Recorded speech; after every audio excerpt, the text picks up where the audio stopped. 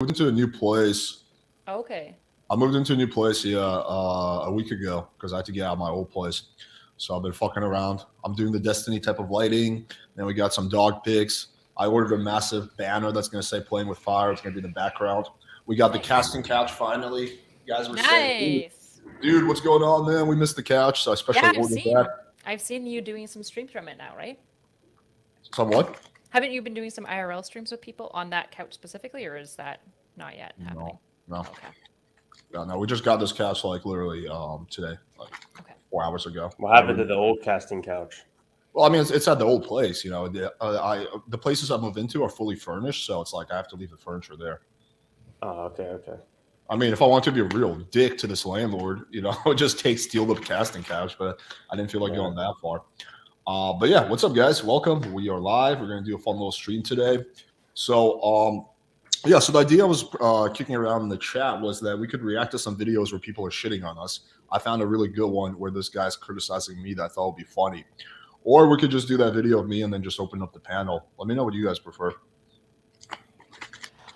I'm pretty open. I heard you guys mention Black v Silva, and I know you have a video made about you. I think like a new hit piece or whatever. I don't know. I'm pretty good with whatever works. Let's let the chat decide. Chat, what would you rather do? Would you rather see us react to a few videos where people are shitting on us? And I think we all have enough videos to go around. And then open up the panel, or would you rather us just open up the panel? So put a 1 in the chat if you want us to do reaction for a little bit first, and put a 2 if you want us to just straight up open up the panel. Let me know. Bring. Okay, a lot of people are saying react. Yeah. Okay, a lot of people are saying react. So let's do that. You guys mind if we kick it off with the video of the guy freaking out on me or whatever? Of course. Yeah, go for it. All right, cool. Yeah, there's like feedback on somebody's mic. That's me. Is it better now? That is, yeah, it's better. Okay. better? Sorry. What's happening? No, it's my phone. Okay. There's this decorative circle on my phone, and if I lay it on my cord wire, it must have metal in it because it makes crazy buzzing noises. Okay. Sorry about Got that. it. All right. No, you're good. Okay, let me just make sure my Yeti. Okay, here we go. All right, cool. So let me bring this up. Share screen. I'm gonna give this guy more clout than he's ever gotten in his life. All right. Share his shit. Playing with Fire. Alex is a blue-pilled simp fraud. Wow. Okay. Well, I mean, that's a pretty strong allegation. I must have done something really bad to deserve this kind of critique from Mr. Ganstar. I mean, what did I do? Well, let's find out. Let the girls tell the shop and so there's no Play it from the beginning. I think this is the same guy that rated you like a 2 and rated me like a 3, right? I don't remember. I don't know if he did that. I do know I've had him on for debate, and he half his channel is just dedicated to shitting on me. But then when I have him on for debate, he doesn't really. He gets a little tongue tied. He's like, "Oh no, man, no, we don't really disagree on that much." But yeah, this is also the same guy that was saying that he's getting no results on Tinder, therefore dating apps are bullshit. And when we looked at his photos, it's like the worst, most cringiest photos ever. I can bring those up. I remember that. Yeah, he takes a dirty selfie mirror. And you can see his recent cum stains from when he last jerked off on the mirror, and then that's in his photo, right? I know exactly who. Yeah, something along the lines of that. Yeah, I'll bring it up after the video. But yeah, you're right. Let me get into this. So he's reacting, I guess, to a community post I did. Here's the community post. Really cheap photo shoot. Hey guys, my roommate is getting into photography. I recommend that he start off by doing ultra cheap photo shoots for $100. He's using my top of the line DSLR camera, so that's a steal. If you're interested in doing a photo shoot with him, this is Miami. Text him directly. So yeah, I mean, I feel like. $100 photo shoot is pretty good since most professional photographers charge between $500 and $1,000. So I just posted this in my community tab, and Mr. Gainstar did not like that. I recommend that I start off by doing ultra cheap photo shoots for $100. He's using my top of the line DSLR camera, so this is a steal. If you're interested in doing a photo shoot with him, contact him directly. So yeah, I thought I was dumb, this guy, but I'm just getting so sick of this community, and there's just some things I feel need to be exposed. I'm so tired of people offering free cheap photo shoots and cheap deals and stuff like that. It's so fucking annoying. Well, let's start with this photography thing. Obviously, when I seen this, I laughed because you see the way he's phrasing it as an ultra cheap $100 session with a beginner photographer who doesn't even have his own camera. Obviously, from Who cares if he's using my camera or his own camera? What's the difference? It's a $3,000 camera. Who gives a shit whose camera it is? Like, do the pictures come out worse if the camera does not belong to the photographer? Like, how is that relevant in any way? My modeling experience, I've dealt with a lot of This guy was a model? Jesus Christ. photographers from beginner to advanced levels. And you know how much a beginner photography student used to charge? Zero. And that's with high-end equipment, not a DSL camera. So the way Alice is trying. Why the fuck would someone charge zero? So my roommate is supposed to work for 3 or 4 hours for free? Like, what? Who the fuck is going to charge zero? Hey, let me do this, lots of manual labor for you, run around, do this shit for you. I'm going to charge you 0 mile money. Okay, good luck finding that. Yo, I want to say something real quick. This is kind of related to the video, but like, all right, if this guy used to be a model and he's struggling with dating, I mean, doesn't that disprove the black pill a little bit? Right? Like, black pill cannot be disproved. Yeah, I know. Even when you disprove it, it actually proves the black pill even more. Yeah. Because this dude's like clearly a good-looking guy. So like, I don't know. I mean, he should be swimming in hose if the black pill is all that there is. I just want to. No, but he's gonna say he's not good-looking enough to. He's not a Chad enough to get the results because girls are just so Chad struck. They have so many options that even a decent-looking guy like him just has no chance. Because but like by definition, if you were a model, by definition, you're like at least top 10%, probably top 5%. Right?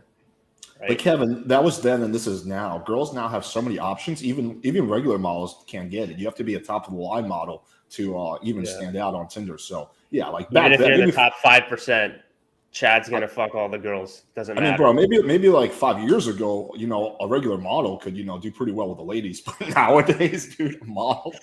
Crushing it with girls. You're crazy.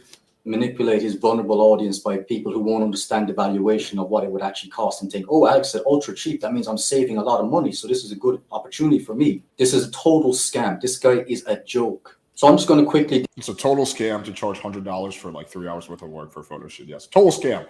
Detail some more criticisms I have that's never addressed. So yeah, this guy never seems to admit when he's wrong. When he had that debate with Scribe, he told him that the girls told him to shut up in his house. He goes, no, they didn't. It was proven to be accurate, and he never addressed it. Actually, not true. I literally addressed that in the comments. I was incorrect about that statement. In the comments, I literally said, hey, guys, correction. I was actually incorrect about that when I went back and saw the timestamp. So that's just factually untrue. You guys can fact check that and go through the comments for that video. He never said, yeah, I got it wrong. Just ignored it. Same with Lux Pharrell. Him and Erudite. First, when he came on, they said, I don't believe that you're this good-looking guy you claim to be. Lux Pharrell sends in the pictures for proof. Then he says, well, I still don't think you do good with girls based on your monotone voice. So Lux Pharrell goes on the speed date. Actually, also fundamentally not true. We can get Lux Pharrell. Did I or did I not correct myself and say, hey, I was wrong about this? Like, again, this guy just has all his facts wrong.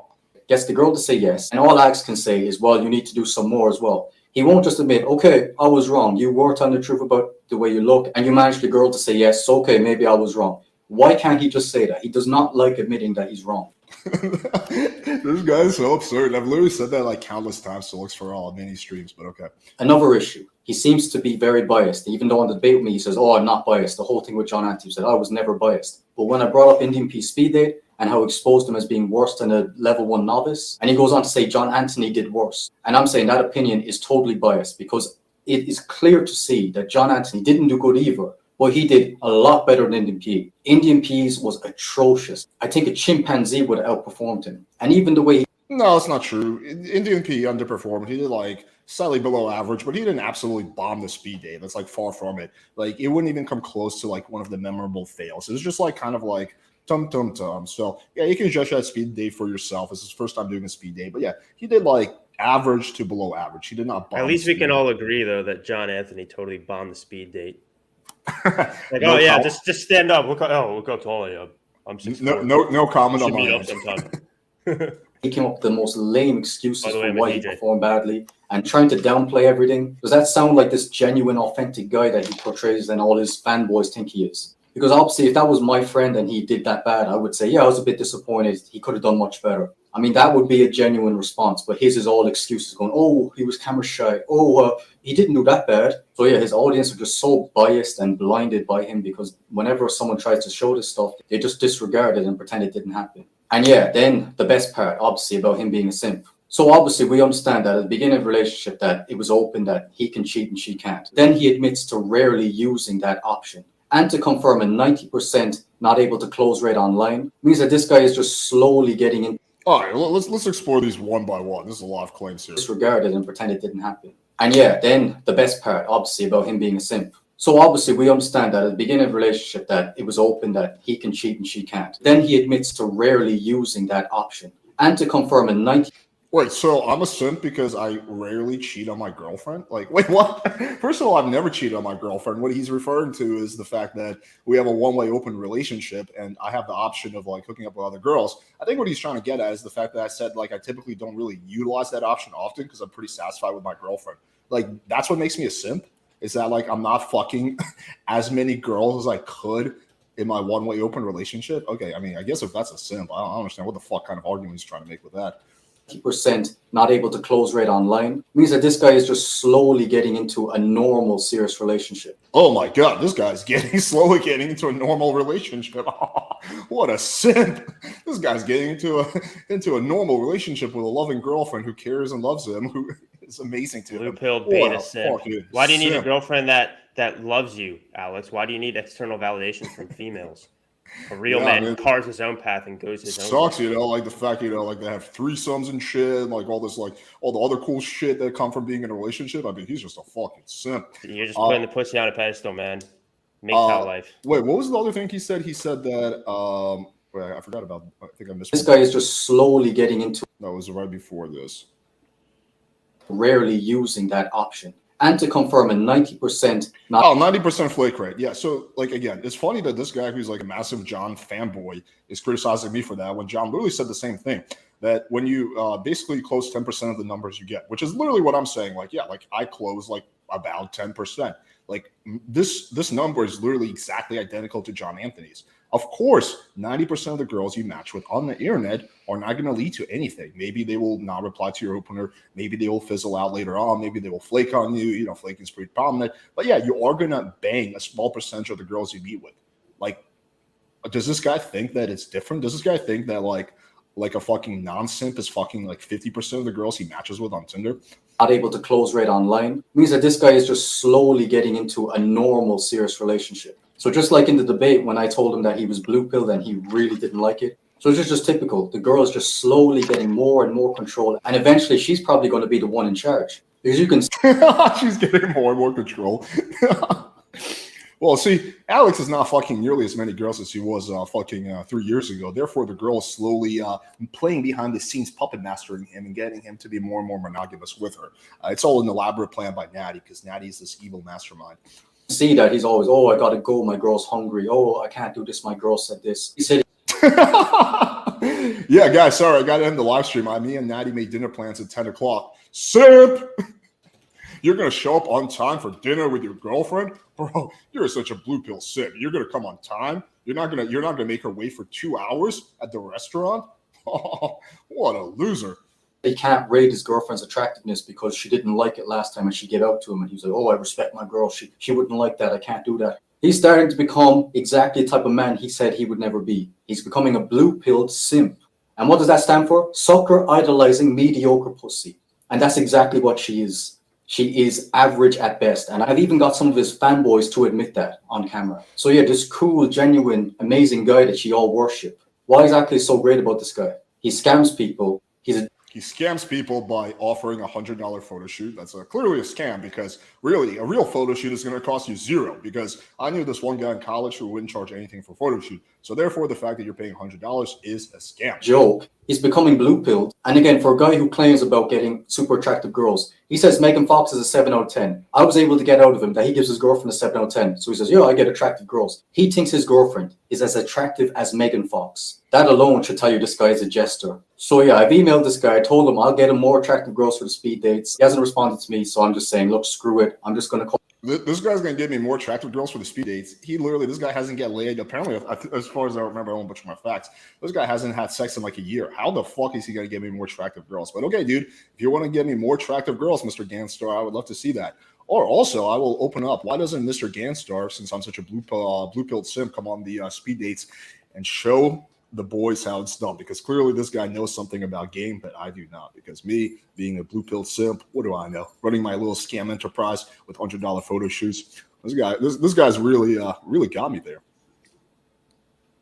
Is Alex even making money from these photo shoots? No, I don't get like 1% of that. This is just something I'm doing for my roommate. I'm just trying to be nice and help him get customers. All right. Anyway, that was my little roast. That was interesting I feel video. Like there's so much. I really hate the hit pieces that are just like really, really, really petty. Like making a huge mountain out of a molehill. Like it's just like I don't know. It's just like what I feel like there's actual real scams to get worried about. I don't know. Yeah, it's just so weird. It's just so weird when like there's real scams happening and whatever. I don't know how this guy thinks that like photographers are gonna like shoot photos for free. Like he's like, oh, I think some students do. Like some students will like to try to like get a portfolio built, but usually that's like people that you have a friendship with. I haven't ever found personally, at least, that I've been able to find photographers that I can just like message. I wouldn't though. I don't know if I wouldn't ask for somebody's time and not pay them. I don't know. So. I mean, like I feel like I feel terrible. Like super fucking cheap. I've paid like $500, $1,000 for photo shoots. I've never once paid $100 for a photo shoot. It's always like at least $300, $400, unless someone is like willing. Like lately, I've had people like offer to do it for like a tag if I put them in a video. But aside from that, unless you have like some cloud you can offer them, it's always like hundreds and hundreds of dollars. Mm-hmm. Yeah, especially because it takes a few hours and stuff. Like $100 for like 2 or 3 hours. That's nothing. I think that's perfectly reasonable. I'm a commercial photographer. Get what you pay for it. Yeah, I can see that. I don't think you're going to get really good quality for free. All right. So what should we hit next? Should we do black silver, or what are you guys thinking? Is it as good of editing? I saw the first 5 minutes of his hippies on me. Is it the same one where I'm like a ninja at some point? I don't know. It's really funny. It was really good editing. I was like, I kind of like this. It's edited really well. Yeah, it's I'll very give him funny.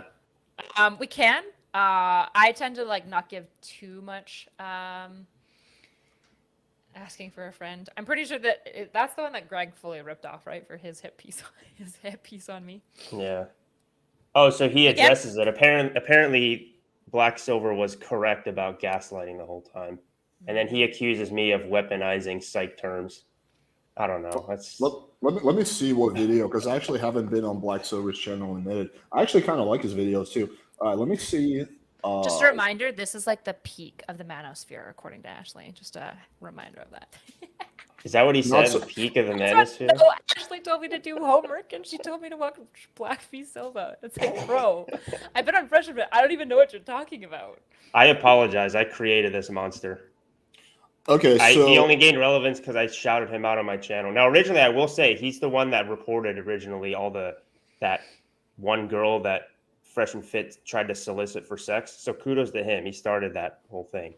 Like he emailed me about it. I interviewed that girl, and then from there he started posting videos. And I don't know. It's just like all drama, you know. So. I actually like Black Silver. I think he's wrong about a few things, but I think he's good intentionally. He tries his best. I don't think he like maliciously tries to like put anyone down. Like I have seen him like even That's with hilarious. like well dude, like even with like me, like certain things he's like, hey man, I heard this, but you know, I want to like run it by and see if it's true. So like I don't know, a lot of people don't do that. No, this is how people like him work. He's just like Rollo Tomasi. Ironically, he accuses me like being Rollo Tomasi. So he claims to be, I'm all about objectivity, right? Oh, I'm the objective truth. I'm just being objective here. That's the same type of shit that ideologues like Rollo Tomasi says, where like the implication is, I'm being objective. Therefore, the rest of you guys are speaking untruth while I am the truth. It's a very like fifth grader type argument, where if you even study a little bit of philosophy, you know how ridiculous of a statement that is. Are you guys down to do the latest video? Oh fuck, it's 40 minutes. We can do like maybe 10 minutes. Yeah, not 40 minutes worth. No shot. Do I get to eat Galadriel again? Fucking face. Yeah, you do. Yeah. Oh yes. Let's do like 5 or 10 minutes of it. I actually think you're Sauron this time. I don't know. Anytime somebody just takes my name and tries to make it into an insult, I just feel like I'm like, you do realize that's the point of the name, but go off, King. No, there's this. I don't know. People in Alex's comments section, they call you not so girl. I don't understand it. I don't get it. I think It's it's not- it's a hint at me being. I think it's the tranny comment, which is just like Oh, okay. But hey, As Alex. I look at that's that, between- I'm like, I don't even know what that's that between is. Alex and his community, so. Oh yeah, I I think just that's. I think that's Sayla. You clearly look like a girl. What? Okay, this video. Yeah, can we get some clarification in the chat from anyone who's seen this video? Because I don't want to do full 40 minutes. So give us like the timestamps that you think will be good for us to watch. Because yeah, I don't want to like watch a 40-minute thing though. This will take a while. Props to Ganstar at least for making like a very quick like video about me. You know, he didn't like ramble or anything like that. Yeah, And props to Greg too. showing his face. Props to Greg as well. It was like a 7-minute video, I think, the one you made. Everything though, dude. I can't do everything Black Silver. It's too long. All right, we'll just skim through. We'll do like 5 or 10 minutes. Okay. I'm told that if I were any fantasy creature, I would be an elf. Whoa. What's with that background noise? Hold on. Oh, never mind. It's the video. Sorry.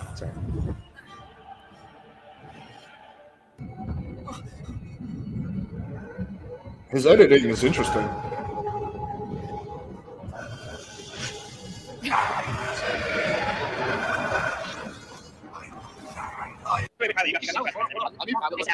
When it comes to the topics relating to psychology in any way, I am your expert, okay? I just fucking am. And every single time I talk in an educational tone, if you feel condescended to, that's a fucking self-report on you. If you have the words that I'm using and my vocab's too big for you, and Kevin's too fucking smart for you, that's on you, bitch. That's your personal offense. I don't give a fuck. I don't care if you feel offended. Be offended. Be more offended, okay? If you can't keep up with a fucking conversation, if you don't know what fucking analogy is, I don't give a shit that you feel condescended to. You should be embarrassed. You should be embarrassed to talk in public and sound so fucking stupid. And the fact that you guys would go on to say that Kevin is also fucking condescending, he's just patting yourselves on the back because everything's a meaning. Not like fitness. I'm not any You gotta admire the editing. Yeah. Oh no, I love Blackfeet Silva's editing. The first video on me is super funny. than anybody else. I would never stop listening to anybody else. It's so pathetic. It is so pathetic, guys' response. You're literally doing the SJW bullshit, where they just feel fucking mad and they emote all over it. Be insecure. Be embarrassed. You should be. I guess the takeaway that Erudite is Sauron. I'm so powerful that I am the god of darkness. That's honestly, that's kind of a compliment. If you think That is a compliment. That is a compliment. The ruler of Mordor. See, she was gaslighting angry for one seems to be a limb lengthening. That gap is, which is Sure. So it depends on who you're talking to, but most people would argue gaslighting is to some degree intentionally convincing somebody that they're crazy for some manipulative ends, right? So if I was gaslighting my husband, I would, for example, be like questioning his reality a lot. On, What's it's up, on YouTube, Websters? Tyler, so I think maybe Oh. Greg, maybe I'll be honest, I did that's get about ideas from me. Black Silver, but I had So my, apparently, I'm a narcissist and a chameleon. In the same in the same space that John Anthony lifestyle is in. Yes, I'm a narcissist. You know what's interesting, man? Like, look, if you try to like critique anybody as much as you can, like all human beings are flawed. So like if especially with people like us, you know, where we're on stream all the time, if you're trying to nitpick and you start off with a bias that you don't like this person, which Black v Silver starts with, you're going to find something, right? So congratulations. It's like, you know, there's a difference between, you have to be careful with like weaponizing psych terms, like we talked about, I think in the last stream, of like, if you start calling everybody a narcissist, then when you actually run into a real narcissist, what the fuck do you call them, right? How do you make a distinction between them and somebody else? Like somebody that's like, or a distinction between somebody who's very dangerous to be around and somebody who's not as much. So it's like, you know, I'm not just being like word police and stuff, but if you start to weaponize these terms, then they lose meaning. It's sort of like when the SJW leftists start calling everybody a Nazi. All right, well, what about if you meet like a real Nazi? Yeah, I agree with that.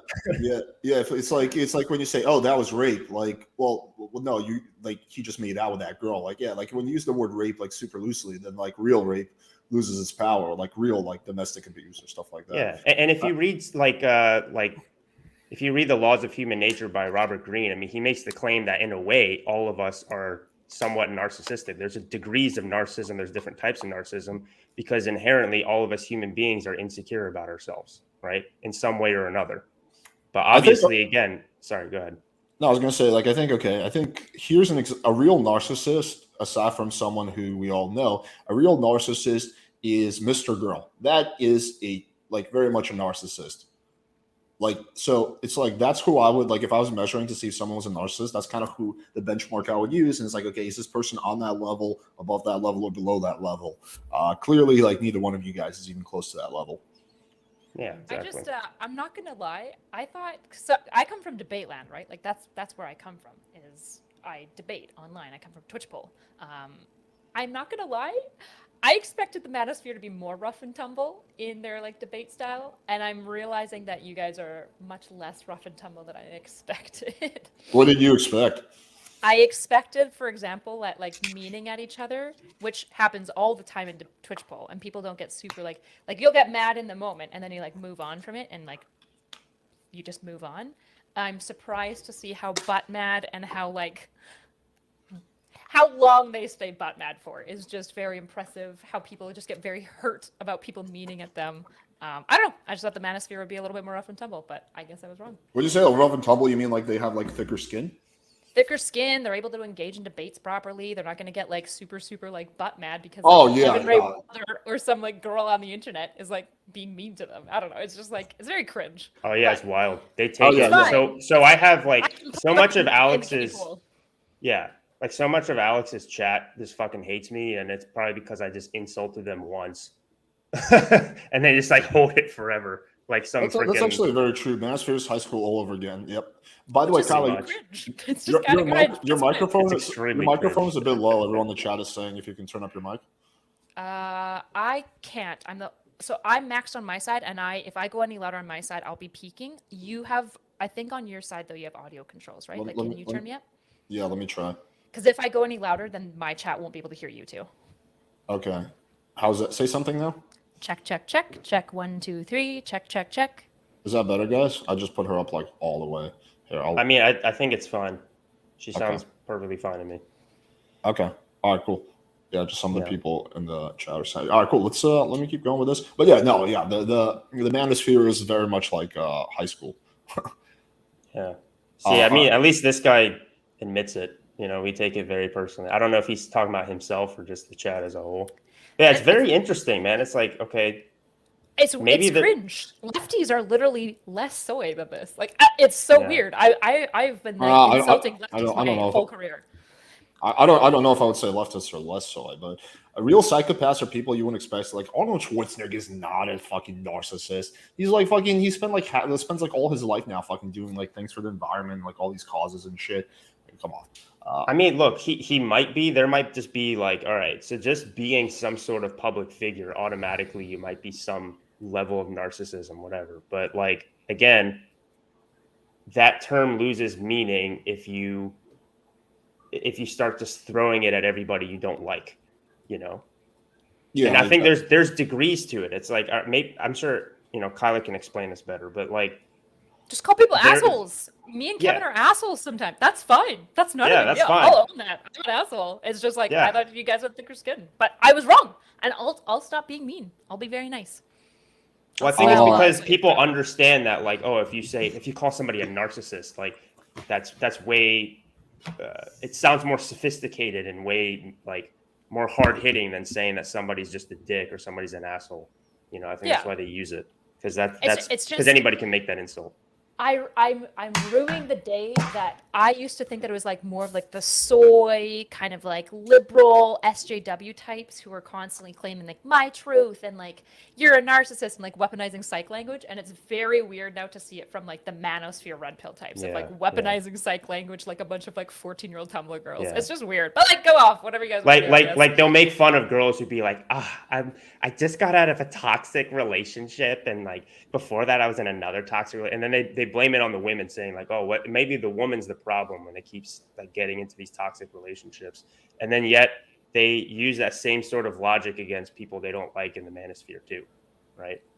All right, let's get back into this. Problem. I think that's the problem because he doesn't really know. Because according to him, I don't trust everything Black Beast over. Like, he doesn't like me for something like I forget what it was. I think because I said something. Oh, because I was backing up Caduceus. So he was like, Subtly make you think that. They might say, I never did, or say that when they, objectively speaking, did do or say that thing that they're denying. They might say, you just have a bad memory, you need to get help, you need to get therapy. Angry's reality is based on his black pill beliefs, perspective, and experience. He himself claimed that he has autism. That would mean he's not socially skilled or capable of having a long-term girlfriend. In that sense, he only looks for quick lay, which is heavily based on looks and height. That's the path he chose and has thoroughly studied. Pause that. Pause that. What text to speech bot is he using? Because it's really good. Like it sounds really nice. It is It's pretty way better than impressive, yeah. most text to speech bots. I'm just Hold on, curious. hold on, Just hold on. curious for out of like. Okay, so hold on. knowledge. Black v Silver was accusing us of being condescending, and he literally just said, "Oh, this guy's autistic, therefore he can never have a girlfriend."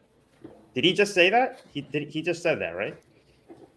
Am I tripping? So he said And that then he accuses us of being condescending. He says because of the fact he's autistic that he has to heavily rely on looks-based thing because he can't develop social skills.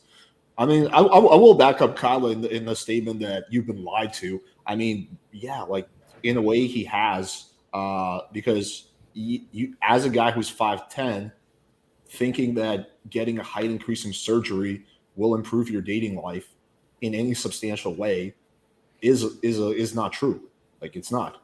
Like you know, so like I mean, yeah, I try to understand Angry's worldview, but the problem is that his worldview is off. Unfortunately, Can you repeat that part? I think it was like 5:15 or something. Sure. Because usually, I mean, this happens all the time. It's like it's projection. You start You need to accusing get help. You people. need to get therapy. Angry's reality is based on his black pill beliefs, perspective, and experience. He himself claimed that he has autism. That would mean he's not socially skilled or capable of having a long-term girlfriend. In that sense, he only looks for all right, which I is pause heavily it.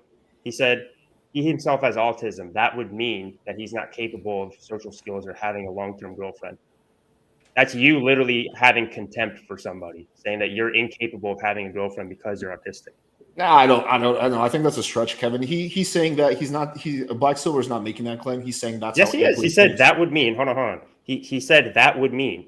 He claimed that he's this. That would mean. The implication there is that this is my opinion. That would mean blank, blank, blank. He gave his opinion on that. No. On that descriptive claim. I think he's saying that's how Angry thinks, not that that's actually Black Silver's opinion. Here, let me go back. I'll watch it one more time. Why would he say that would mean? Yeah. Okay. Let's play it again. Angry's reality is based on his black pill beliefs, perspective, and experience. He himself claimed that he has autism. That would mean he's not socially skilled or capable of having a long-term girlfriend. That would mean you can interpret it either way, I guess. I to be fair, Hey, why are you coming to his defense, bro? Damn, that's a very clear, obvious answer. No, but I'm just saying you could also. I mean, Black Silver can clarify in the chat, but the way I interpret it is that like that's how Black Silver. That means that's how Angry views the world is because he has autism. Therefore, in his mind, he's incapable of being in a relationship. Versus, I mean, I could be wrong. Maybe that was Black Silver's opinion, right? I don't know. I mean, he can clarify. He's in the chat right now, but that's kind of how I interpreted it. I don't know. What did you think, Kyla? So when I first heard it, I actually assumed what Kevin is saying. Now that I've heard it a second time, I think it's definitely possible that it's what Alex is saying as well. I don't know. I would just wait for a quick VSL, but we could like move on from this. Yeah, It's not we that much. can let him clarify. In that sense, he only looks for quick lay, which is heavily based on looks and height. That's the path he chose and has thoroughly studied and researched. I can fuck the hottest chick to be happy. I'm so sorry. Like I'm genuinely, I'm so sad right now. And I don't know how people aren't seeing that. This is like so fucking sad. This autistic man thinks that his best shot is to just beg the hottest chick. If Angry had weak conviction, he will easily get. I mean, to be fair to Kyla, like what Angry is doing is sad. Like I have no problem denying that. I mean, I like the guy. I wish him the best, but it is sad. Like, you know, and I think it doesn't have to be that way. I mean, I don't think it's an easy road for him, you know, especially with autism, but I think it can be a different road. It doesn't have to be like all this kind of like very extreme looks maxing things. Instead, I think the focus should be on like social skills. Yeah, I don't understand. I fully stand by what I said here. I think it is so horribly sad. I say this as somebody who's good friends with multiple autistic men, and my father's autistic as well. It is, I'm so glad none of the people in my life have been caught up in the black pill. That's so sad. No, I totally agree with that. Like the fact that you're fucking 5'10" and you think that, oh, girls don't like me because I'm not over 6 feet tall. That is a lie that's been fed to you. Here's That's the total issue. bullshit. Doc Diggler is Angry himself upset with the conversation because every one of you are just doing stolen valor. You're just projecting yourself into him. You're upset on his behalf. Yeah, so no one is shitting on Angry. I think, like, I don't know how anyone could watch this conversation and think that people are shitting on Angry. We're not shitting on him. I just think that I'm just commenting on the situation being sad that like a young, pretty, you know, fairly like above average height, like fairly like, you know, smart and intelligent and like interesting, nice human being would need to get $100,000 surgery that could potentially like cut off, like fuck up his ability to walk for the rest of his life because he thinks that's what will help him in a situation, right? So yeah, you're encouraging destructive behavior. This is the problem with pity, right? When you start pitying people, you also have contempt for them. So like not all the time, but in this case you do, right? So you're just like, oh, I feel so bad for this person. He, you know, therefore like, oh yes, go ahead, get your height lengthening surgery or whatever. It's like, have you considered the fact that maybe this person might be extremely misguided, and then you're encouraging this type of behavior at his own expense? You're just assuming that he's like of sound mind to make this exact right decision, right? Objectively speaking, somebody who's 5'10" and saying that they need to get height lengthening surgery for women to be more attracted to them is fucking bullshit. And these people are just playing right into that because they actually have contempt for him. Who on this panel is advocating gender reassignment surgery? I've certainly never advocated. Like, I understand why. Like, that would do, just to be clear, when it's required, and this guy's factually incorrect. Like, this isn't true. I don't advocate it broadband by any means, but yeah, I'll stand by it. But like, just to be clear, talking about leg lengthening surgery has nothing to do with trans people. This is such a non sequitur. Sorry. Yeah. I mean, you're saying words just to say words. Sorry, Alex. No, you're good. Gaslit by Kyla and say him, she seems like an expert and knows what she's talking about. Kyla told angrily that he was begging for hot women, but in his reality, he used a black pill solution so that he doesn't need to beg. Saying that begging is also an attempt to gaslight his reality or shame what solution and beliefs he has. Like, God, you're worth so much more than that, dude. But if that's what's gonna make you happy, do what you want to do. It just makes me so sad for you because you're worth more than that. But No, not bad. You're like kind of. Kyla told Angry he was worth more than that is patronizing him and already decided that his life is really sad in Angry's reality.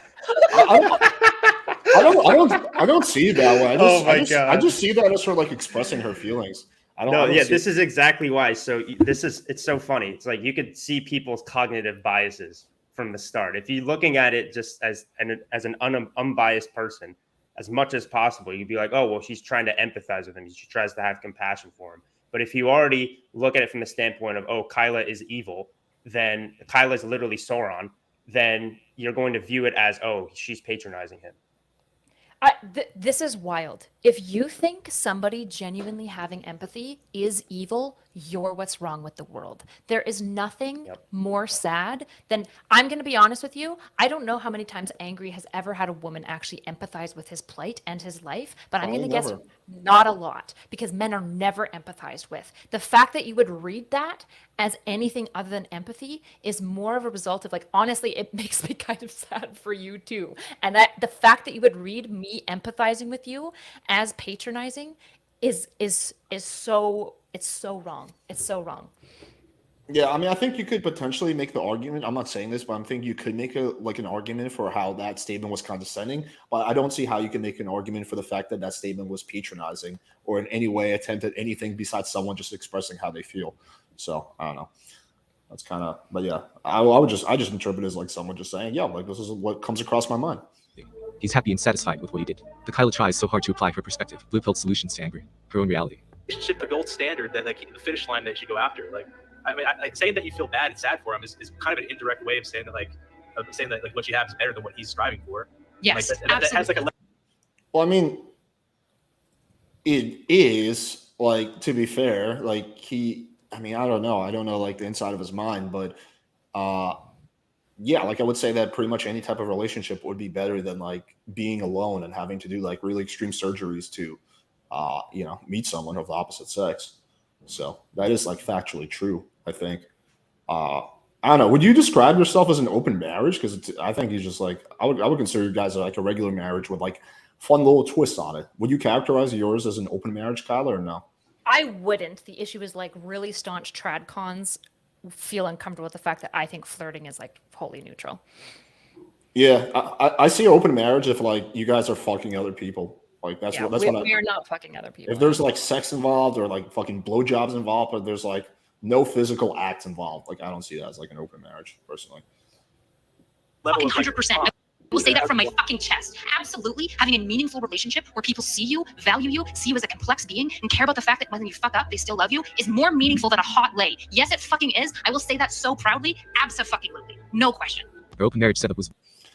I mean, to be fair, this is going to make me sound like a blue pill simp, but it is more satisfying to be in a very happy, successful relationship than just getting one lay. I don't think, there's times in your life where like you prefer having sex, but overall, if we're to do like all things being equal, like same type of life, same lifestyle, same everything, I would say from just my own personal experience, I've had lots of casual sex and I've been in relationships. I do find the relationships more meaningful. Like, again, may sound simpy, but that's just a statement of fact. I don't know. I mean, I would really be curious to see anyone argue something different, that like I found one night stands more meaningful in relationships. I don't know. Unless it's a bad relationship, in which case, sure. Brought up to this because Kyla finds Angry's lifestyle sad. I find her open marriage sad. The point was, happiness is subjective. Hence, you have to be careful not to gaslight other people out of their happiness just to win a debate. Trigger. And yeah, pray for triggering the fuck out of it. Well, I think this is like cuts to the crux of it. I think like what I think people are attributing like way too much like evil genius negative attempt to Kyla, and just not just thinking the fact that she's just a girl who gets sad at the idea of some of the shit that guys in the manosphere and the black pill do. Like, I think it's imagine reading empathy as maliciousness. Like, it's as simple as the fact that she's a girl, and to her, a lot of this shit is like really fucking weird. Which, even to me, it's like kind of weird, but I'm like way more used to it than, for example. And like intuitively, I think if you tell like 90% of the girls like Angry's story, they will have probably a very similar reaction to Kyla. They will be like, "That sucks. I feel sad." Like, I think most 90-something% of rational people, right? It's more condescending and patronizing to say that, oh, in order for you to get girls, you need to get limb lengthening surgery. Like, are you fucking serious? It's just like, this is so ridiculous to me. It's like, I can't even believe anyone in the chat is literally like defending the whole limb lengthening thing. It's just absurd to me. Women aren't told they're sad for getting boob jobs. Well, first of all, they are, like, quite often. Yes, they are all the time. Yeah, maybe not by dudes who are trying to fuck them, but they are told that by their parents, their fucking friends. Yeah, so that does happen. Probably not as much, yeah, but I think a boob job is like way less dangerous than like this shit. Also, this is a misnomer. I didn't tell Angry he's a sad person. I didn't say he's pathetic. I said this is sad. I said your circumstances are sad. That's what I said. They're not the same thing. Okay, yeah, I agree with that. I mean, could Kyla have, in hindsight, reacted better? Sure, I think she could have, right? But I think it was like just like an immediate reaction. Like, I think we have to be careful not to like attribute like some kind of like weird malicious intent to that. Also, but yeah, he's not my client. I am not his therapist. Yeah, sure, that's true. Sure, but that's true. But I'm just saying, in a hypothetical, if he was, is there a way you could have, reacted better? Yeah, I'm sure there is, of course, right? Genuinely, if my client tells me this level of tragedy, there's a decent chance that I would empathize in some similar way. The difference is it wouldn't be in a public situation, and I wouldn't have kind of caduceus in between us, like making the conversation a little bit more complex. Not that I'm throwing caduceus, he didn't do anything wrong in the conversation by any means, right? So it's like, he's not my client. And even in a hypothetical situation, sometimes for clients, some of the most meaningful things that a therapist can do is just be like, wow, that really sucks. And it's like, damn, do you ever feel seen? When somebody can just look at you and you outline your circumstances and you're like, that sucks. And they're like, yeah, it does. But wait, Carla, to be fair though, if there's a difference between someone expressing something that is like tragic to them and something that they see as a positive. So Angry sees this operation as a very much a positive thing. So he's like almost proud of it, right? So it is different if you react to it by saying that's sad versus him expressing like, his like whatever virginity, right? Yes. If I was a therapist, I would hold his hand and walk through the conversation more with him. But he's not my client. I don't have to, I don't have to do that. Yeah. Like to me, okay. Sorry, can I say one more thing? Yeah. I'd also say this. It's like, I'm curious what the chat thinks about this. So if you come from the standpoint of saying, oh, you got limb lengthening surgery, you fucking idiot. You are better than that. I know you're better than that. Why did you resort to something so stupid? Is that condescending or is that patronizing? I'm curious to know if your chat actually knows what these words mean. They don't. I'm going to just say that clearly. Oh, come on. Give more credit to the chat. There's a few. Oh, well, we'll see. I'm curious. I'm curious if I have to explain this to them.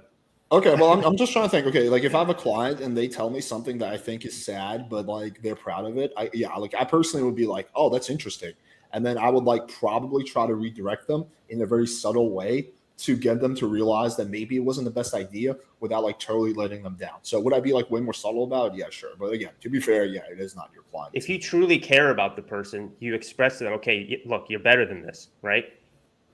That's the opposite of having contempt for them. You actually have compassion for them. You think that they can be better. You're guiding them. You're leading them, right? So in order to do that, and actually, if you really give a shit about somebody, you're going to tell them like, hey, the behavior you have done is destructive. It was stupid. You're better than this, right? Maybe here's an alternative. And especially something like limb lengthening surgery that can be potentially life-threatening. It's sort of like if let's say your mom had cancer and she was like, oh, let me just get these, I don't want to get normal treatment or chemo. I'm just going to go through these alternative therapies or whatever, right?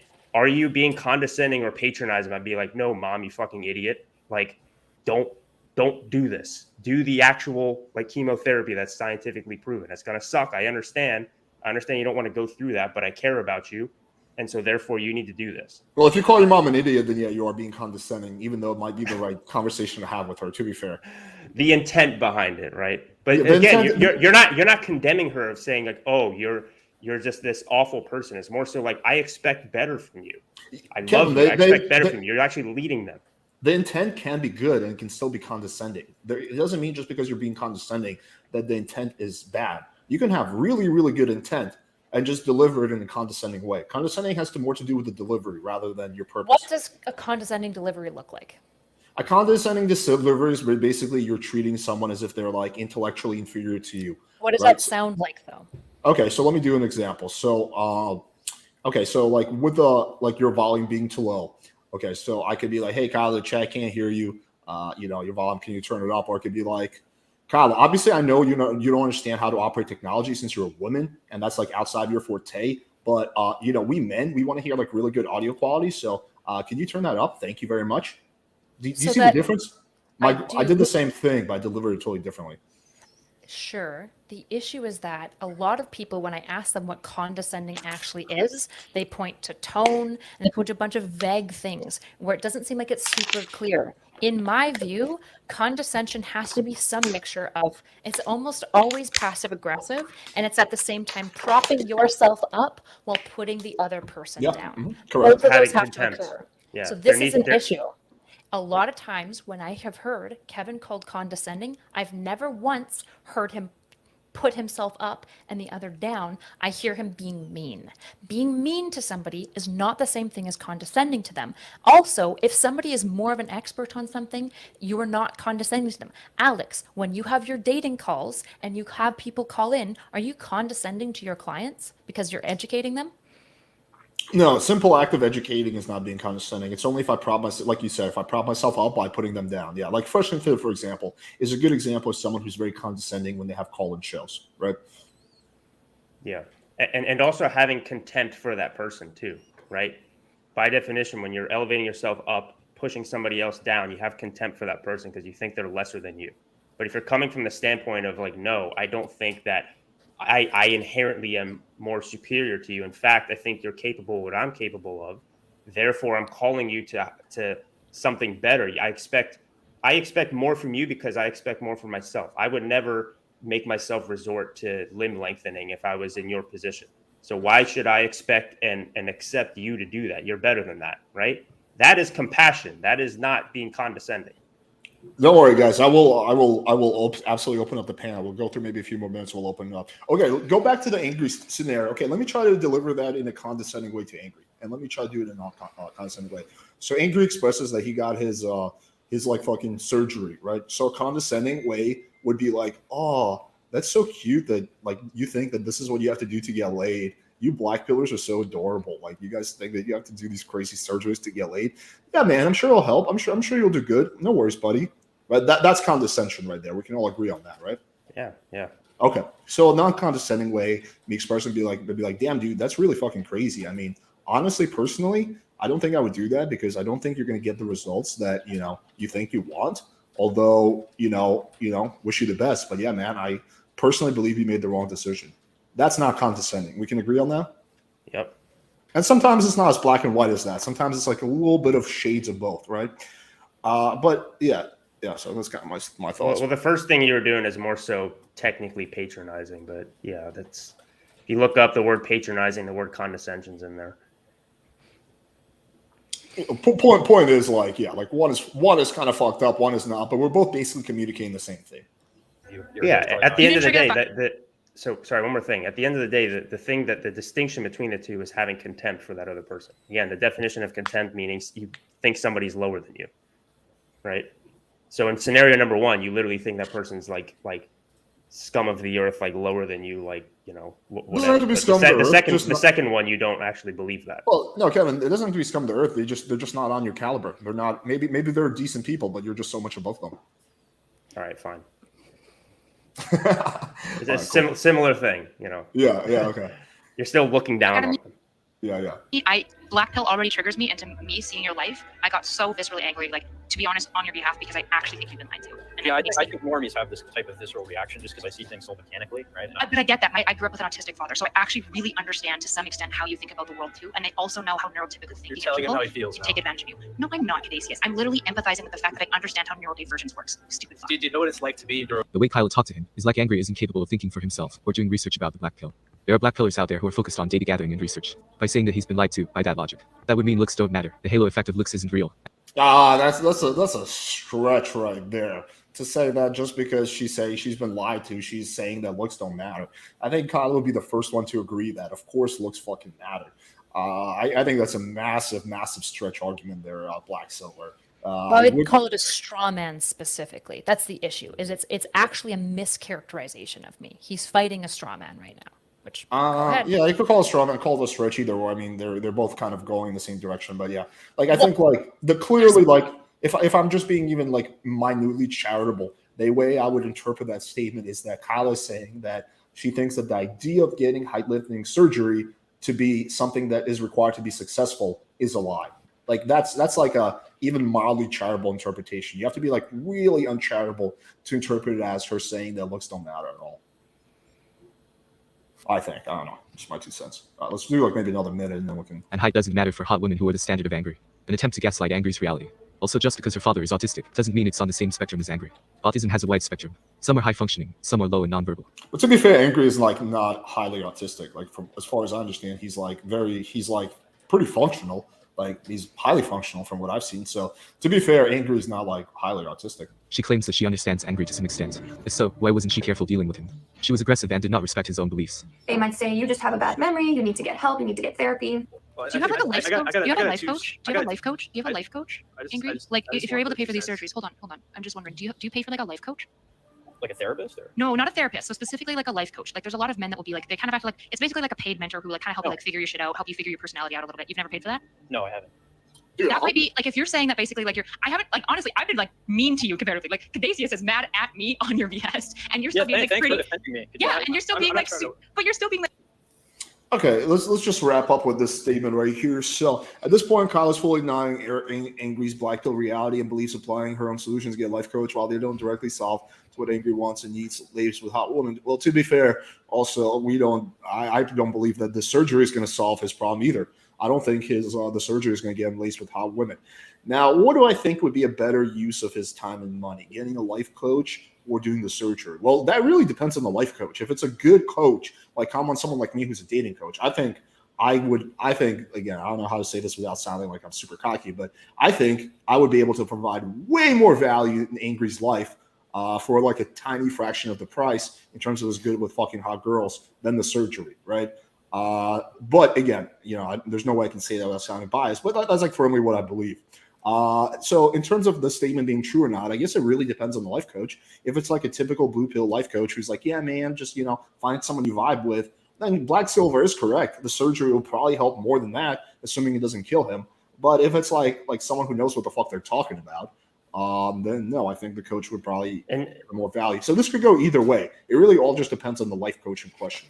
What's issue- also the sorry? Go ahead. Go I ahead. was going to say, like, the gaslighting language is just super stupid. Like, gaslighting is fundamentally, intentionally, and actively trying to convince somebody that they're crazy for some personal gains. What personal gain do I have by convincing? Because here's the thing, me disagreeing with Angry's black pill world isn't gaslighting. I'm allowed to disagree with people. It's also not condescending, okay? What do I have to gain by convincing Angry that the black pill is not going to serve his ends? What possible gain? I don't do dating coaching, and I don't do private therapy. So what possibly do I have to gain? Well, that's easy. You're gonna get another simp for your blue pill army, Kyla. Duh. Seriously, if I wanted more simps, I'm going to tell you right now what I would do. I would grift harder. I would just speak red pill talking points out of my fucking. I would just be a red pill Barbie. If You would that's just what do I like really just wanted. pearly things, basically, right? Yeah, it would be way more successful, and I'd be way more slutty. I'd get like a boob job right away. Like the reality is, like, if I wanted a bigger simp army, I wouldn't go through the effort of trying to convince just Angry. Like, what the fuck? Put a 1 in the chat if you want to see the bigger boob job. Can you bring up just the video text one more time? I just want to Sure, yeah. address something really quick. I just X'd out of it, but yeah, I'll pull it up again. 1 second. Yeah, this will be the last thing. I just want to make sure that I'm reading it right, because I know if I get one word wrong, people are going to accuse me of straw manning. Ironically, so Okay, I'm gonna share the screen again. 1 second. Okay, where do you want me to go? Oh, did you exit the video? Oh, right here, right here. So it says, at this point, Kyla is fully denying Angry his black pill reality and beliefs, applying her own solutions. What the fuck is wrong with that? I don't see what is wrong with that at all. That's having your own ethics. You're allowed to disagree with somebody and say, hey, your reality is flawed. It's objectively flawed. And this is why you should have this. Like, the fact that you just accept somebody's reality for what it is. Like, what, are we living in this morally relativistic world now? Like, what? It's just insane to me. If you actually have shit that you believe in, like, you're going to take a stance on something. When somebody does something wrong, even to themselves, you're going to tell them about it. I'm mind blown that people think that this is a problem. All right, that's all. That's all I had to say. We should bring people on. If they seriously want to debate this, I'd be happy to debate this. Yeah, I mean, to be fair, okay, like, I see your point, Kevin. Like, if like, take a look at like this. What if the shoes were reversed? What if there was like some crazy feminist, right, who was like saying that men are pieces of shit and they weren't anything, and then like, what would a black pill be saying? Well, bro, you're like denying her like feminist reality. Exactly. Like, that wouldn't happen. That's a good point. They would be like, yeah, this fucking chick is delusional, right? Yeah. So it's well, like, they're starting from that's exactly the critics are showing exactly who they are. They're starting from the standpoint of, I don't like Kyla, therefore everything she does is stupid and mean and gaslighting and all this other types of shit. I'm pretty powerful, Kevin. I don't know. You got to take a back seat to the fucking Eye of Sauron. I just got to say, this is the crazy shit. Why am I so powerful? Why is just like the mean words of like one? First of all, the empathy, because you're all doing stolen valor. Nobody knows how Angry feels about this. What if Angry walked away being like, wow, I really appreciated that. Like, do just all of you shut the fuck up? Is that what we do now? I don't know. I don't think that that happened. I think he said at some point, oh, there he is. We can add There him to he the is. stream. I was going to say, regardless of that, it's like you can still have your stance and say, no, this is wrong. This is dumb of you to do. You're better than this. And sorry that you, like, kind of what you were saying. It's like, sorry you've been deluded into this lie, and to the point where you have to mutilate yourself in order to achieve a false reality. The man of the moment. What's up, Angry? How you doing, buddy? Hello. Can you hear me? Hello. Yeah, we can hear What's you. up, man? Hey, is You're- that a new setup in the Alex? Yeah, you like it? Yeah, I do. Did you move or like I see? Yeah, some... I had to get out of my old place. It was the landlord okay. was kicking me out. It's turning into this whole big drama. Yeah. No, I didn't know I was the subject of conversation until like 10 minutes ago. So here I am. Sorry. Yeah. Sorry you got dragged Welcome, back bro. in. Yeah, So- welcome. What's up? No, I wanted to clear the air, you know. Sure. Go ahead. So Kevin, I think you're basically you're saying that I attributed my lack of dating success to my previous height, which is not true. I even dispelled that during my second convo with Kyla, if you were there, but I think you were having tech issues, so I'll just repeat it. I said that like I see couples like height matched, looks matched, whatever, couples in public all the time. So it was only like a fraction of the reason why I decided to go through with this. And you're talking about the fact that it's like a life-altering surgery. Maybe like the research hasn't really been published on the long-term health implications. Maybe I regain 80 to 90% of my athleticism, which I'm fine with. I was never a good athlete to begin with. So it's a multifaceted thing. It's not like I'm not a fucking idiot. I don't think that I can't get laid because I'm 5'10". Like who would be stupid enough to actually think that? Wait, hold on. First of all, I'm not calling you an idiot. Second, I look at people's actions more than their words. I think you are actually more condescending than Kyla, but hold on. Feel free to look defend at people's yourself. Okay, fine. So look, like, okay, why? So when it comes to the limb lengthening surgery, it's a long recovery process, right? It's painful and everything. It's not like you just like walk in You and know out. how It's long like it a is? very arduous process, right? Would you know that? No, I'm asking you. Could you clarify for me? Well, with the method I chose, it's like 3 months of pretty grueling physiotherapy every day, which I've been doing. I've been sticking with even since I arrived home. And then after that, it's like maybe another couple months to walk with with crutches, which I'm still doing. And then by February, which will have been 5 months after my surgery date, I should be able to walk unassisted, basically. Just because I'm so young and I've been healing so quickly, my recovery is a lot faster than the average. So you're going through 5 months of grueling, by your words, recovery, just so that you can get a little bit of a benefit, and this isn't that big of a deal to you. Is that what you're saying? You're muted, Angry. If you're saying something, we can't hear you. You're muted. Sorry, dude. Can you repeat like what you said? I apologize. Yeah. So you're saying that this was 5 months of grueling recovery, and then you're also claiming 3 months, that this 3 isn't months. that big of a deal. That you're just saying, oh, this is just a little thing. I don't really, I don't think it's going to drastically change my dating life. It's just this little looks maxing thing that I'm doing. I mean, I don't know if I would describe it as grueling. I probably used the wrong word, but again, so you have to use. Is my voice coming through? Yeah, you're good. Okay, so you have to use this machine, and there's a magnet basically in a nail, that's implanted in the canal of my bone, whatever. So you have to rotate it or extend it 4 times a day, right, for about 2 minutes on each side, and then you have obviously the physio is an hour. I stretched maybe about 3 times a day for the 3 months. So that, again, it's 2 hours.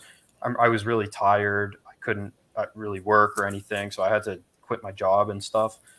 But it's not like I wouldn't say it's like life altering completely. Like, dude, you literally just said you had to hold quit on. your job. Like, I know you just said you had to quit your job, and it wasn't life altering. You had to quit your job, and you had to go through 5 months of surgery. And you're saying that it wasn't that life altering. It's not that big of a deal. You see why I'm confused here, right? Of like your actions aren't congruent with your words. You're saying this isn't that big of a deal, and then you're saying you had to go through 5 months of hardship and quitting your job for this thing. So clearly this is something that really matters to you. Can you admit that this is something that really matters to you? It's a big priority for you. Yes, I can admit that it's a priority. But if I had a virtual job, I would have continued working maybe for 4 to 6 hours a day. But at the beginning, you said that it wasn't that big of a deal. You just said, oh, well, I just see these couples that are walking around and stuff, and I just wanted to add this little thing. Clearly what you're doing, the dating is like a fraction of the pie, but the pie is still pretty big. Okay. So why else would you get limb lengthening surgery? Because the technology has advanced enough to the point where I think it's a good long-term investment. I don't know why people are like, it's the same as gender reassignment surgery, in my opinion, and people are happy to defend that. So I'm not. Well, I'm not defending that. Are you at least going to be consistent? I think gender reassignment, you can have it at an old age, but hold on. Gender reassignment's different. You're literally altering your entire reality by saying, hey, I think that I'm a woman deep down. Therefore, I'm going to have this physically mutilating surgery. That's how much I believe I'm a woman. So it's a huge deal. They are claiming it's a huge deal. You're claiming it's not a big deal. And you're equating the two. So which is it? Is it a big deal? Is it a huge life-altering deal like it is for gender reassignment surgery for you? Like, it's not. We can say that it's life-altering for half a year, but after that, I don't think so personally. I think I would just continue to. I will basically live as a 6'1" person, right? Maybe without the biomechanical advantages or whatever, but Sure. So but I guess what? we would Oh, sorry, probably go ahead. be saying, I think what Kevin's saying is he would say, and I think most people would agree, that gender reassignment surgery isn't some small deal. It's a really, really big surgery. So if these two things are equating in your mind, he's saying, are you saying then that the surgery you got is a big deal? Or are you saying both gender reassignment and your surgery aren't a big deal? Yeah, no, that's a good point.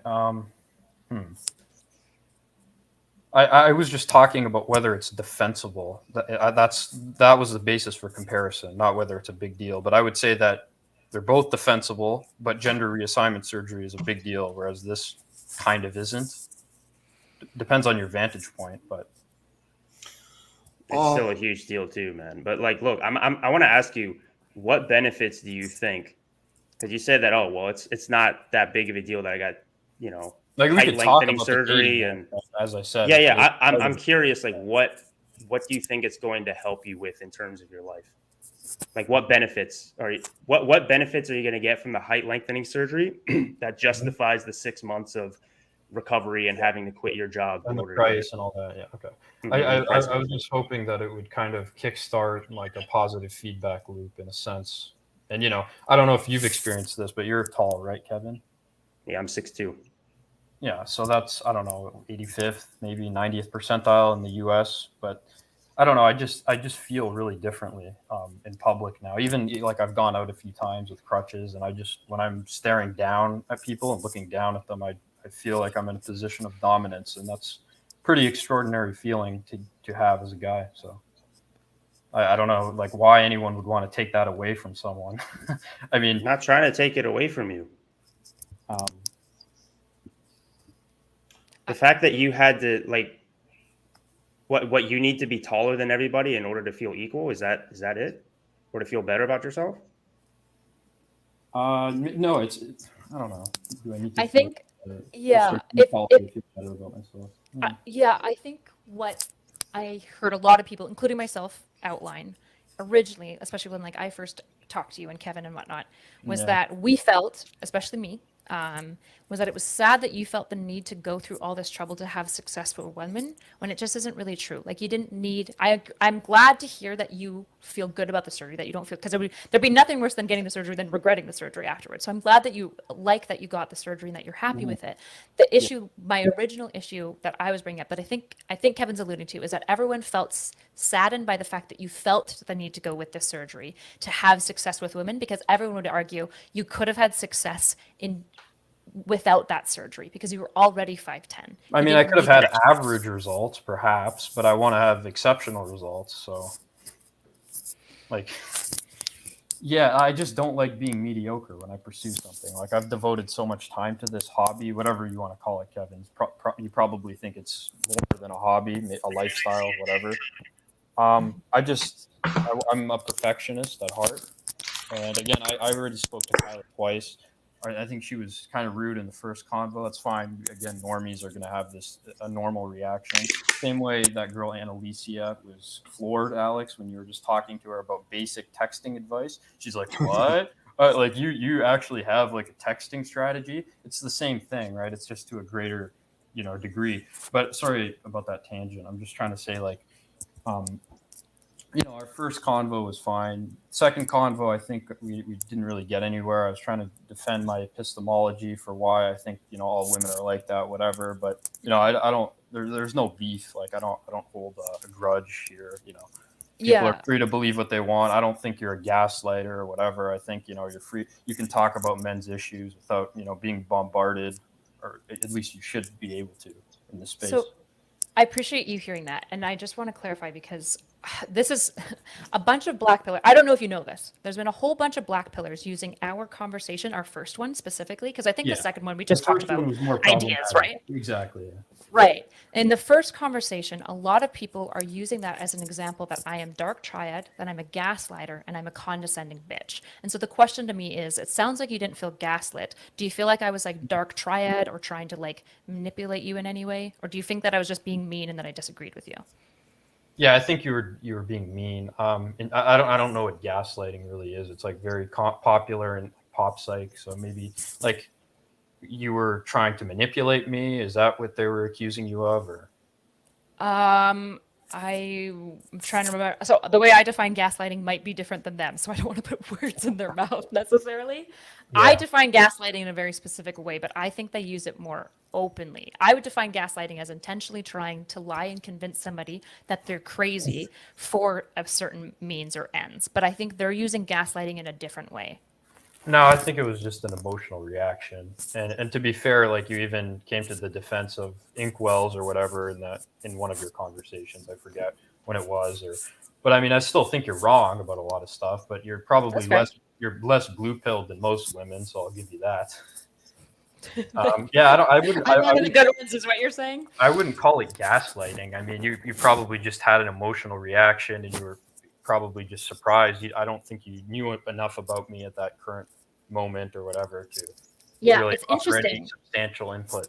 The original term gaslighting, it comes from this super old movie where basically the premise of the movie is a guy is trying to slowly convince his wife that she's mentally ill to basically like get her out of the house and get everything from her. So he's constantly like doing intentional things around the house to like convince her that she's seeing things and convince her that she's not remembering things properly. And so like intentionally going out of his way to convince somebody that they're crazy. So that's actually where gaslighting originally comes from. And now it's been kind of stretched, ironically enough, originally by the left, into like almost to the point where some people are called gaslighters for just disagreeing with you. But I am glad to hear that you didn't feel gaslit by me, because that was obviously never my intention in the conversation. No, I disagree with you, and we disagree, but that's okay. Wait, now that you guys have had this kumbaya moment, can we just get a quick answer to this question? Because I'm curious myself. Can Angry still do squats, deadlifts? Not now, but like in the future, in a year, will you be able to do squats and deadlifts? Probably not very efficiently. It'll be difficult because of the femur to tibia ratio, basically. So I got femoral lengthening. So my femurs are disproportionately long compared to my tibias. So it's going to be really difficult to squat, I would say. That's one of the disadvantages of women. Oh, damn. Yeah. Dude, femur lengthening sounds brutal. Are you more prone to like injuries and stuff like that? Or did they What do you mention? mean? Like Injuries like with your like knees, like I don't know, if you go jogging, like are you more prone to like having some kind of knee injury than that? I don't think so, actually. I was actually very hyper flexible before my surgery, but I don't want to go on a tangent. So the impact on the joints, I don't think it's really been studied enough, but it is an interesting conversation, just not one I want to have now. Okay. Wait. So I'm really curious about this. So when you say femur lengthening, did that mean that they dislocated your femur from its from the socket, like towards your hip, and then they put something there, or is it more down towards your knee? Okay, so that's where they made the incision. One of the incisions is like on my hip, yeah, but I'm not sure where the break actually happened, but they didn't dislocate the femur from the socket or the labrum. I'm not sure what it's called. No, so the answer is definitely not. Okay, all right. I was going to say, I didn't know that was possible. I could be wrong, Angry, because you would know better than I would. My understanding is that if you have like a previous compound fracture, which is essentially what the surgery does, correct? That it will cause like, my understanding is that it causes structural instability in the lower leg musculature. It's not actually the joints that are affected, but it's the femur bone itself that loses structural integrity and is permanently damaged. Am I understanding that correctly? Well, the regenerative is supposed to be just as strong, so. Again, I'm not like the muscles obviously have to be stretched and the nerves like in concurrently or whatever. So that kind of poses some issues to my range of motion. Like right now, for example, like I'm having a lot of trouble like bending my knee properly, right? Because my quadricep muscles are so tight. So I'm not sure if that answers your question. Yeah, I'm trying to understand, like, because people get compound fractures naturally as well. My understanding is that basically your bone is snapped in half and then extended with a rod put in it, correct? Yeah, so it's snapped in half, and then not in half, but it's snapped, and then the intermedullary nail. Oh, I think you got muted. Yeah, your audio was getting choppy, Angry. Intermedullary nail, which is inside the intermedullary canal, I think it's drilled inside the canal, basically has a magnet, and then I have a device at my house right now, actually beside me, with a magnet as well that basically stretches that nail, and then there's a gap, obviously, and basically regenerative tissue forms in that gap. That's how it works. Damn, that is commitment right there. Wait, I have one last question. I'm just curious about this. Mhm. At what point do you think you're going to start like venturing out and doing like cold approach? Like, what are you thinking? Well, I don't believe in cold approach really. I don't like it. So I'll do maybe night game. I'll consider, but for day game, I'm not a fan of day game. I think it's Well, like, what's your plan? Like, okay, let's say 6 months from now, like you're feeling good, your knees are fine, you can walk, you don't need crutches. What's your plan for meeting girls at that point? 6 months. I don't know. I think I might go to the gym first, and then maybe do a trip abroad somewhere. But I'm not like planning on meeting girls in the West anytime soon. Maybe I probably get a few more facial surgeries, and then gym max, and then after that maybe night game. I don't know. We'll see. Dude, so if you're the same, I'm pretty sure I remember talking to you. You had your camera on, and you had a face mask on before, right? Yeah. Yeah, Okay, that was that's a long you, dude. time You're ago. Yeah. no, I don't know what you look like underneath the face mask, but here up, you're like a good-looking dude. So like, Thanks. I mean, what? So if do you agree or no? Yeah, I'm like a 6 maybe. Like a. So you think that you Damn. need to get surgery? I don't need to. Again, it's not a necessity, but All right, Angry. Here's my honest opinion. You already know what I'm going to say. I don't know. but- I don't know why we're talking about the dating stuff again. I honestly just wanted to like clear the air, like say like I don't appreciate want to that. hold. Yeah, I appreciate that because it's I don't just want to keep circulating around. yeah, and it's talking just about this looks nonsense. Like people are free to believe what they want, but it's kind of like it's beating a horse to death at this point. yeah, and I would still say I still hold to my original position, which is that I feel that the black pill lied to you, and it makes me sad. However, I realize that you don't feel that way. Is it okay that I feel that way? Yeah. Okay, great. Yeah, dude, if you don't want to discuss it, we don't have to discuss it. But yeah, man, cool. Thanks for coming on. Yeah. Thanks for having me. Good to Have a chat. night, everyone. All right, buddy. Have a good night. Appreciate you, man. You know what's All the point? The Can I surprise just give a giant fuck you to every single person who tried to? Okay, Alex, come on.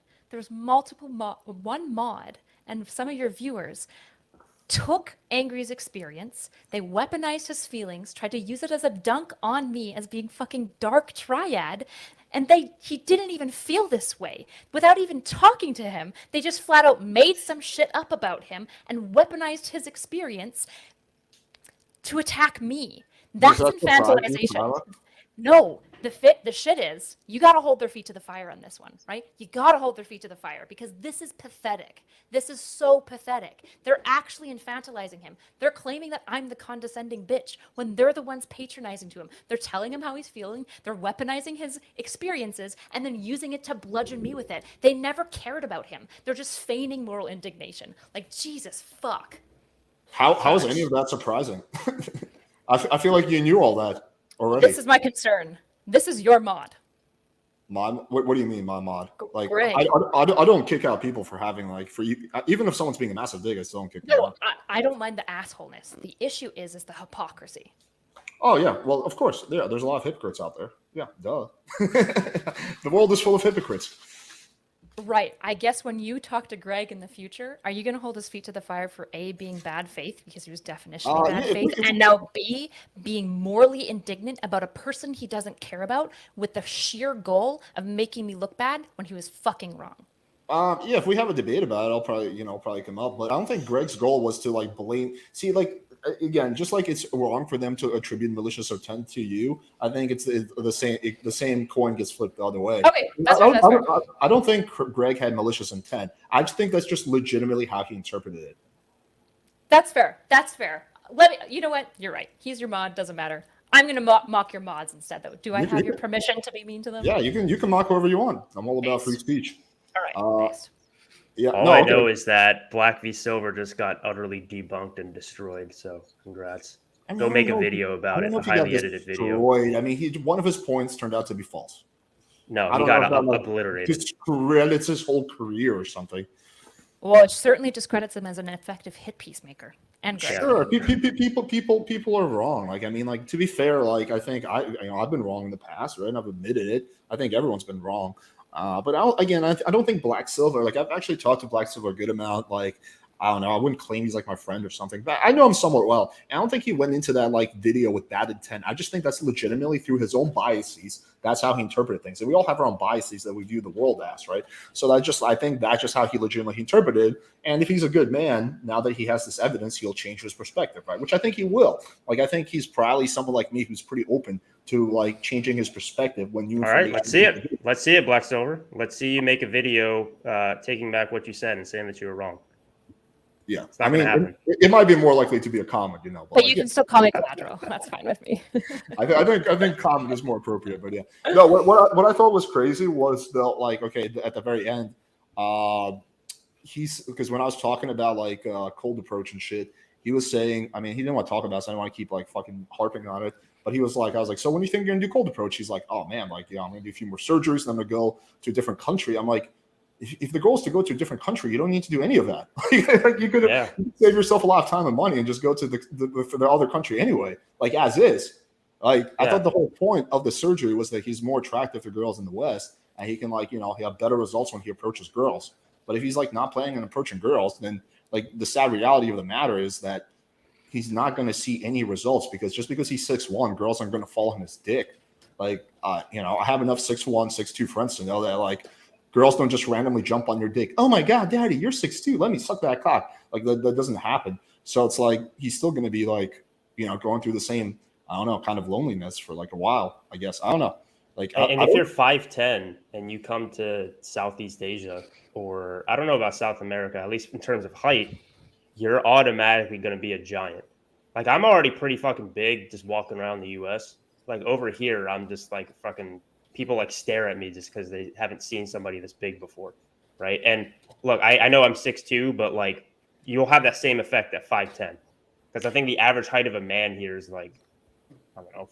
Yeah, we got someone named Based Escort Cell who's actually agreeing with his perspective. So I think that's like, oh, that shouldn't be happening. Yeah, is someone? Yeah, we have like a strict no blocking policy unless you're spamming. Oh, get Greg on. Get this motherfucker on.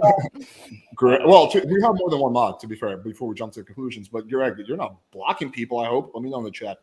All right, let's bring on the next person. What's up, Vikram? Hey, guys. How are you? Good. Your mic is strong. Oh, yeah. I'm using the internal mic on my laptop. It's like everything that was lacking in Angry's mic just like was funneled through his like leg antenna into like your computer. Can you turn it down a little bit? Because we're also echoing. I can probably like manually turn it down. Yeah, Vic, put some earphones in. Yeah, I'll do it on his part. Oh, wait, why won't it let me turn down his shit? For some reason, I don't have that kind of power. Well, that echo is not going to. Oh, it's because he's muted. Oh yeah, I muted myself because I thought you guys were hearing an echo. Okay, wait, hang on. I'm gonna adjust. I'm gonna adjust you. Okay, you should be good now. Okay, there we go. Say something. 1, 2, 3, yeah, 4, 5. All right, we're good. We're good. Sweet. Okay. You can come in. I think Natty's gonna harp on this topic because she's short, but you can come in. We're full backstage, but I'll like clear up some space. Yeah, just try to jump on in like 2 minutes, Natty. Okay. Wait, I have to kick someone out so I can make space for Natty. God damn it. I don't know what to do. Okay. Fury Notes, I'm gonna temporarily remove you, but just join back in like 15 minutes. I just gotta make space for Natty since I'm such a blue pill simp, you know. Otherwise, she's not gonna feed me. That's really how it works. All right, go ahead, Vikram. I feel like Fury Notes is always the one that gets kicked out. I like Fury too. Oh, he's a good guy. Just randomly picked him. I don't have a problem with him, but he fucking hates me. It's really funny. I don't even know why. Right, and then we bring him on to explain. He can't explain it. Okay, let's get into what Vikram has to say. Vikram. Thank you. My first question would be about, I guess, the black pill stuff. Just listening to the last caller, the last person who was on, and just in general, when it comes to the black pill, do you think that there is something else inside that is bothering them, and that everything they talk about relating to the look stuff, it's just coping? Or like, maybe not coping, but like hiding something. Sorry, can you repeat that real quick? Sorry? Can you repeat that question real quick? Whenever black pillars will complain about how looks matter so much, do you think that they have a different insecurity inside and they are just using looks as like a way to take it out? Not necessarily, although that can happen. I think, again, it goes back to what I was saying earlier. Everyone has their biases as a result of experiences. And sometimes people tend to go to extremes. So it's like, for example, a lot of these black pillars, they're following like pickup artists who said looks don't matter at all. And then they maybe went out and they were like, wait, looks matter. And then they went like, well, since this guy lied saying looks don't matter, therefore the opposite has to be true and looks are the only things that matter, right? I think that's like the journey that always happens. It's like you go from one extreme to the other, right? You go from being ultra liberal to ultra conservative and vice versa, right? Like people just fluctuate between the extremes. So I don't think it's always an insecurity. I think it's just a bias based on erroneous interpretation of life experiences. Can it be an insecurity? Sure. But is it always an insecurity? No, I don't think so. I kind of see it as like, I imagine for a lot of, it's kind of like an easy answer, right? Like it's compelling in its simplicity, and that it's like, it can't possibly be because I don't have skill, I'm not charismatic, and girls don't find me interesting. It has to be because I'm just not attractive enough. That girls only want 8s, 9s, or 10s, right? I think that is a nice answer because it puts the fault outside of yourself, because you can't really be blamed for being ugly. Like that's just like your parents kind of fucked up. They maybe shouldn't have like bred, you know? Like that's the worst, that you're like responsible for it. So I don't know. It feels like an easy answer. And then there's a couple people who apparently are good looking and black pilled. And I have a whole other theory about these fucks. What's your theory? I think that these people masquerade their hatred and their disdain and their patronizing views of these black pill men as sympathy. And they try to get money and clout from them, all the while feeding them lies straight from the fucking pits of hell to get money and glory. And they're truly the most maximal level of like wolf in sheep's clothing. I think they're horrific people. I hate them. I think they're worthy of maximal scorn. Oh my God. Yeah, when it comes to, I haven't seen any black pillar who I consider to be good looking. Like most of them tend not to be as ugly as they claim to be. Most of them are probably just average looking people. Yeah. But yeah, I haven't seen anyone who said they are good looking, and I agree that they are good looking. I don't know if you have any names. I have one. Who looks for L? Yeah, absolutely. What's your argument? That he's good looking or he's not good looking? Well, you went on cam. I saw his cam audience. I was wrong. He is a good-looking guy, which means he's a decent-looking dude. Yeah. Yeah. So all the benefit of the doubt I gave him, he's just this like lost soul who's been rejected and bullied his whole life. I was wrong. He's just a piece of shit. See, I disagree with that. I don't think he's a piece of shit. I just think he legitimately believes what he believes.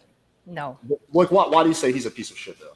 Because if you're an attractive guy and then you go and tall, successful with women, and you go around telling unsuccessful, unattractive men that the reason they have their lot in life is because they're ugly, and you feign that you care about these people, you are absolutely necessarily bad faith. It's fucking gross. Okay, but do you think he's doing it out of some kind of malicious intent, or do you think he's doing it just because he legitimately believes that?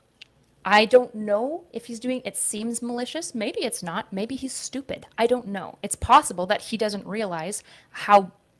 I'm not really sure. I think it seems obvious that he realizes that he doesn't have much game, and so he has to rely on his looks. But the fact that he's selling an unironic lie to other men is gross. He's making all of their lives worse while benefiting off of it. How handy that you've established you buy into a hierarchy that you happen to land at the top of. How very nice for you. But how is he benefiting? He has no channel. He has no clout. He has no product. He has literally zero profit motive in this whole thing.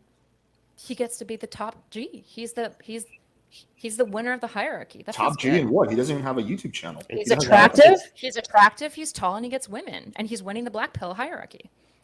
But it's the attention. It's the same reason people doesn't even have his own community. Like I would believe that if he had like some kind of like community or something like that, but he has nothing. Like he has But you don't think that you don't think you can masquerade as somebody who cares about people but doesn't for your own like self-importance or your own gratification?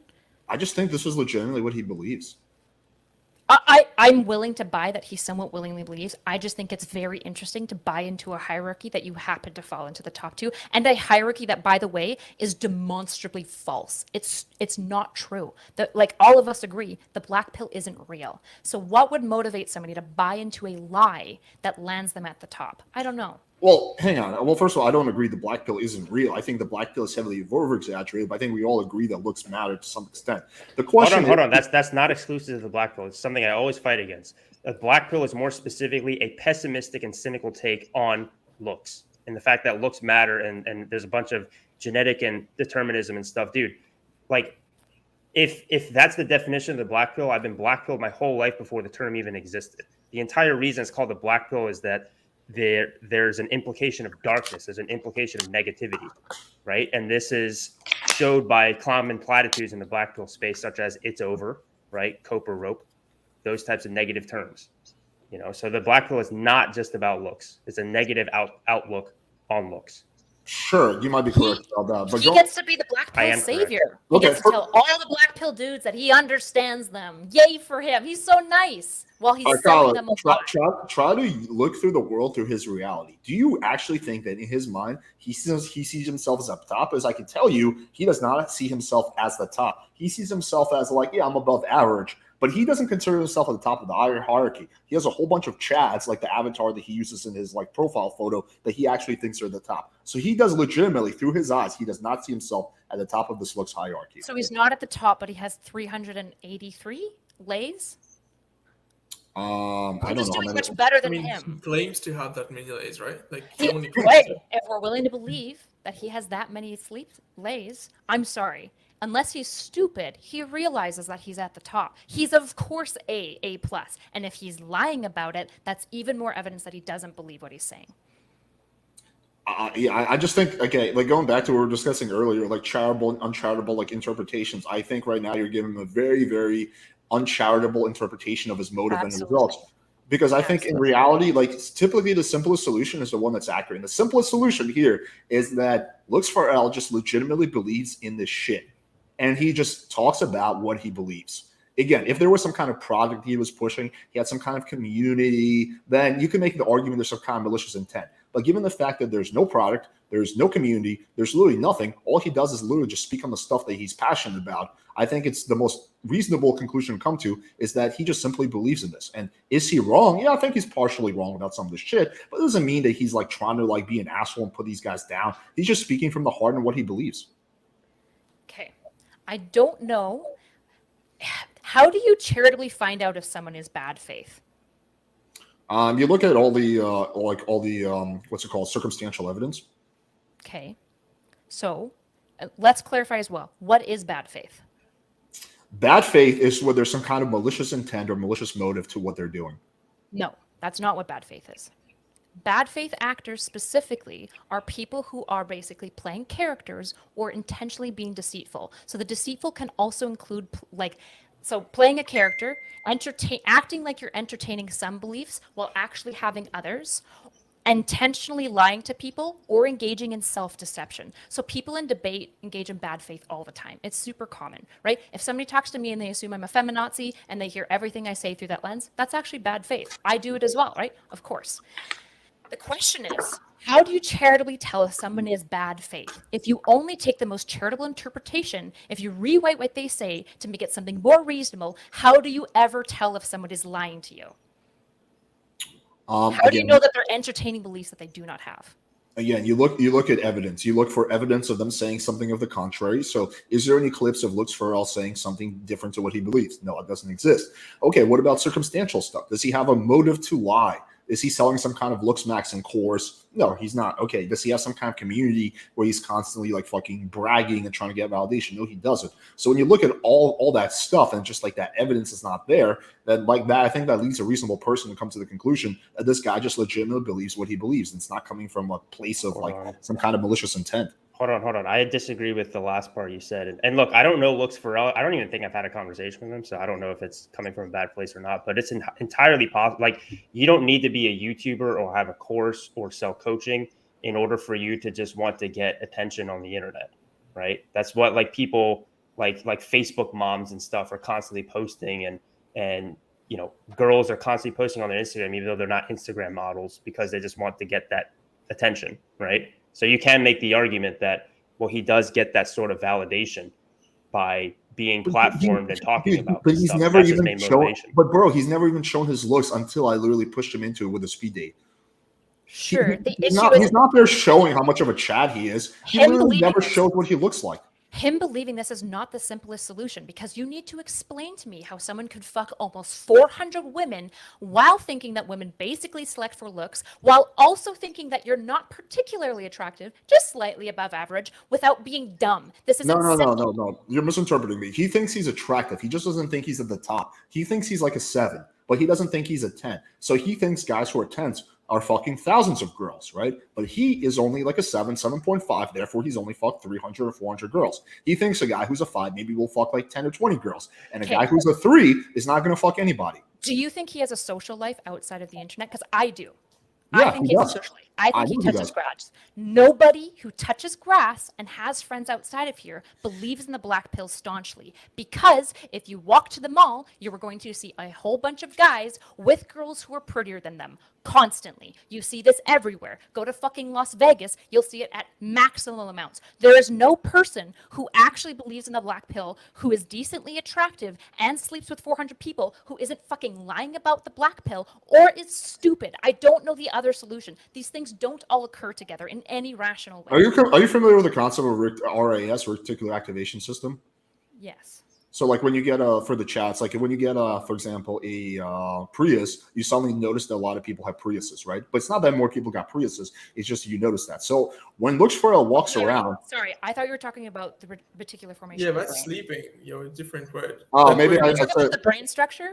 Okay, I think RES maybe is the term, but it's the concept that like when you're looking for something, you start seeing more of it. So when you get a Prius, you start seeing more Priuses. When you get as a girl you get a boob job, you start noticing all these other girls have boob jobs. That's like a pretty well established thing. The But the point of it, Binder-Meinhof phenomenon. it has to do with blinders and what our brain is searching for. So when Looks for L walks around, he's legitimately not seeing those couples. They're That not. is self-deception. We That all makes you bad faith but we're- definitionally. No, we're but then by Yes. that we all have RAS. We all have self-deception. Yes, because we can all be bad faith sometimes. But we all have self-deception according to that logic. Sometimes, yeah. The goal, I would say, the goal of good thinking people is to try to weasel out and get rid of the self-deceptions as much as possible. Hold on. If you deceive yourself into believing something that is not true, that is definitionally bad faith. I think I don't see having a bias as being bad faith. I see maybe you can say that I'm like semantically wrong, but This the way is I more was than a bias. the way I saw bad faith is actually having some kind of malicious intent that you're No. going into it and you know that person is not what you're saying they are, but you don't care anyway. That's when you know that you're wrong. Looks for L That's does not bad faith. I'm sorry, but you're wrong about okay. what bad faith is. Okay, Like, definitionally. let's just use a different term and use malicious intent. There's no point in arguing about semantics. So, okay, the word I'm looking for is malicious intent. So when Looks for L walks around, he doesn't see those couples, and if he does notice them, he automatically will assume that that's because the guy is giving the girl money. That's how his brain interprets it with the bias that we have. And we all have our own biases. Now, some of us have more biases than others, but it's unfair to say that he's some kind of like, I don't know, he's walking around with like whatever, say malicious intent just because he has a bias, which is different than the bias that you and I operate through. Because when you and I walk around and we see that a guy who's like a 4 with a woman who's like a 7, what do we think, you and I, Colin? We think, oh, damn, that guy probably has really good game. Or I wonder what's so special about this guy. Maybe he's a sugar daddy, but typically we think, yeah, this guy probably has something special about him. That's our own bias. His bias is something different, right? So I just think it's like you guys, like, for example, like you Colin, you Kevin, you guys get like, frustrated when people, attribute malicious motives to you, rightfully so, because that can get very, very annoying. But it's like, I think it's unfair for you to also do the same thing to Looks for L, who I think is wrong about a lot of this shit. But I don't see any evidence that he has any kind of malicious motive. And I've talked to him a lot. I've seen like no evidence of that. He's not like he's not like a Myron or something like that, or like a Fresh and Fit. He's not like that. He just legitimately believes this shit. Okay.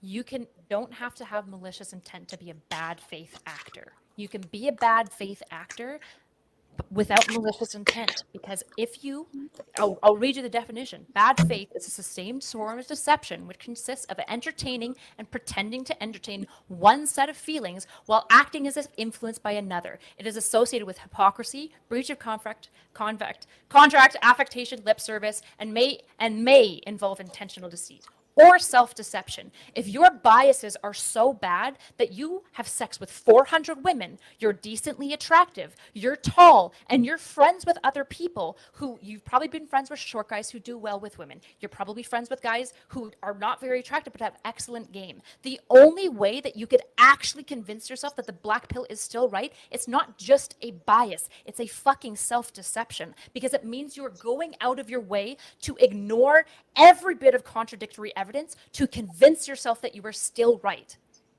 We don't know if he has friends who are shorter, who do well with girls. We don't know that. If that is the case, if he has a lot of friends who are short, who are like traditionally not attractive, and they're still crushing it with the girls, then yeah, then you would have a pretty good point how he's like going out of his way to delude himself. But I don't actually think that's the case. I think he probably hangs out with other decent looking people.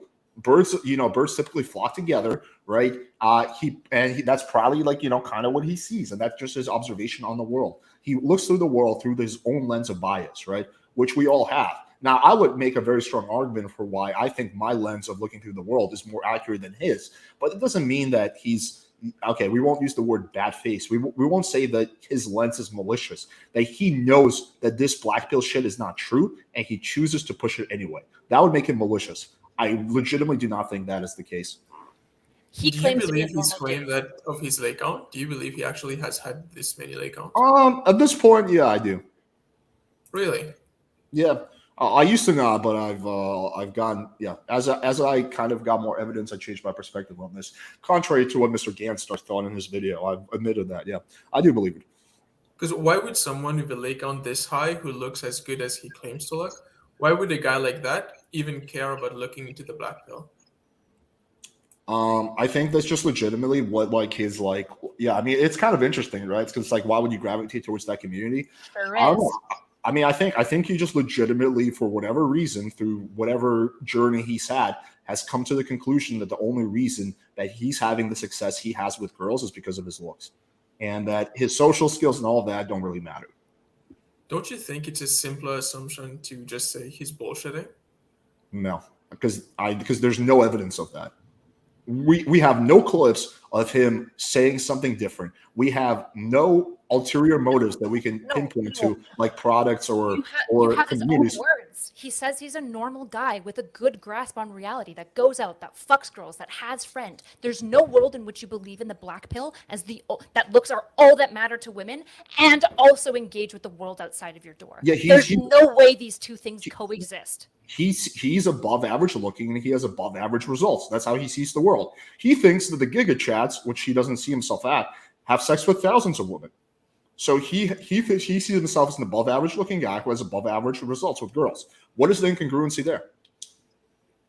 400 is above average, especially at his age. Isn't he like 21 or something? The count is 10. It's 10. Right, but these black pillars think that the guys who are like Giga Chats are like just like fucking girls left and right nonstop. Come on, you guys have both interacted with enough black pillars to know that. I've talked to him, but hold on, and he's not a science denier from everything I understood. He's not a full science denier. Is There's it the no simplest way you get empirical data and come to his conclusions. It's okay. Isn't the simplest explanation that he's just like delusional or lying? That he's saying, "Oh well, I saw John. I'm on the internet a bunch, and John Anthony claims that he slept with 1,500 women. Therefore, me saying 400 is probably like nothing. Like, don't you think that that's more likely than him actually he thinks it's substantial, but he thinks there's a level above that.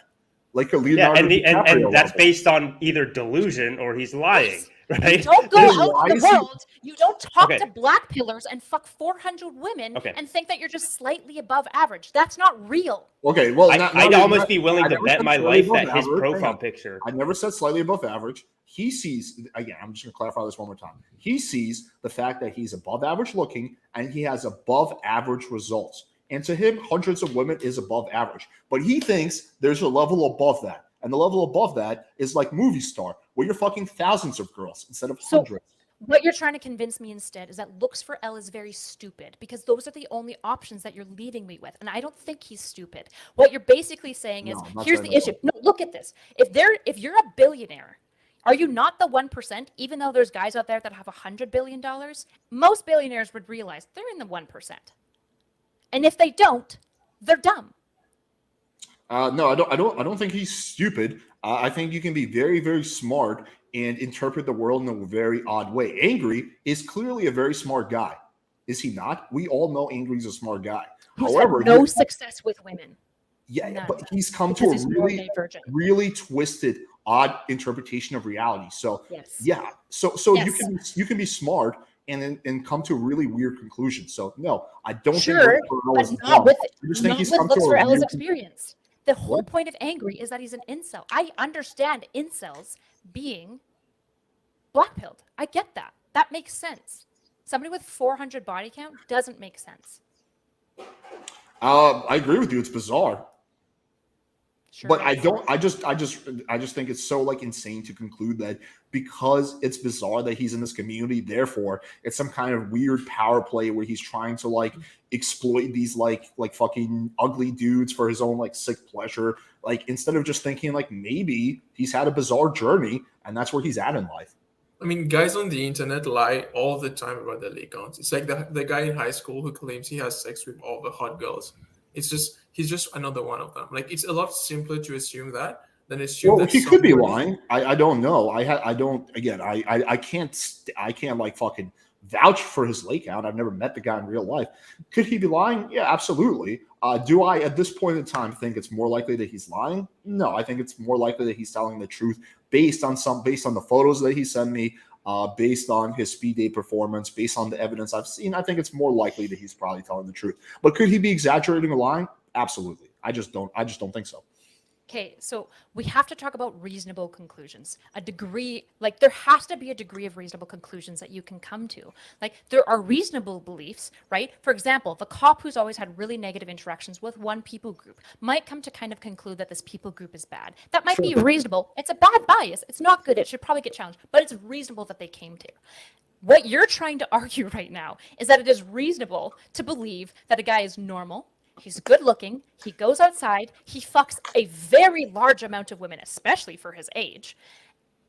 And that it is impossible for short guys to get enough game to get laid. There's no realm in which we would argue that that is a reasonable belief based on the experience that that individual has. It means there's something else going on. My premise is that he's a bad faith actor, that he doesn't believe these things, and that he is lying. Another premise is that he's really, really, really stupid. A third premise is that he's smart and very bad at thinking. He's got maximal motivated thinking. And then the question is, what's the motivation behind it?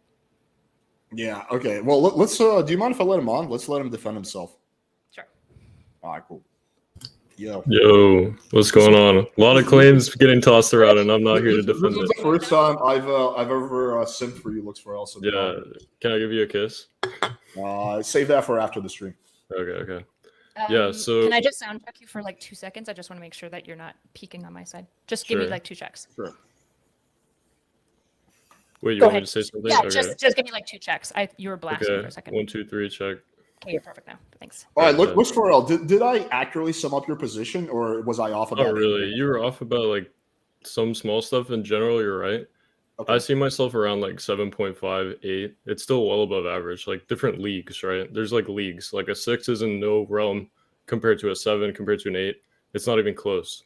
So I'm near the upper echelon for sure. But these giga chads and shit that like I show, that's just like the best of the best. You like live life on recruit difficulty, right? That's kind of what I mean. Okay, so I was off by about a point or something, but yeah. Right, but it's like a completely different universe. Like the kind of guys that are like are 6, you can't compare them to like a 7 or an 8. It's like very, very drastically different. Also, when it comes to like height halos, like this kind of stuff is massive in real life. Okay, but what was I correct by saying that this is legitimately the shit that you believe? Oh yeah, it's definitely like that's what I don't understand. Like these people can't fathom that there's a guy who's a black pillar who's also good looking. Like, and to assume I'm bad faith. If anything, like Erudite is being bad faith when she mocks me like the whole debate. You can call it whatever you want. It's not bad faith to be mean, looks for Okay, Ellen. you It's can bad be faith rude. to pretend. I can be rude all I want. I'm an asshole. That's fine. It doesn't make me bad faith.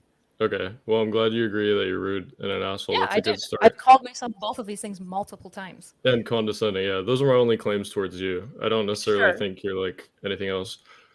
Like Greg is a poor debater with the gaslighting stuff. He's just not very bright, but that's a separate discussion.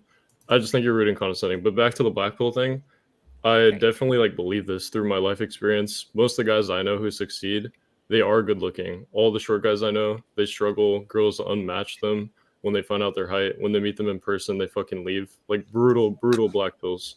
So it's definitely like from real life experience and like dating statistics and so much shit. Is your real life experience just dating apps? Like, do you go out at night and do cold approach and stuff, Cold like approach? a social circle, or what? Well, cold approach is like mostly like a waste of time. Like I've done it before, but like why would I waste my time when I can have her delivered to my house? It doesn't really make sense. You're also spending money for drinks and all sorts of stupid shit. So yeah, like I have a social circle, but that's kind of not relevant here, like to the black pill ideology. So you mostly do like online game then? Sure, if you want to call it game. Well, it's fine, whatever. Like online They dating. don't like- 'Cause they don't like the the implication is the girl's being delivered to your house. You're meeting them through dating apps and stuff, right?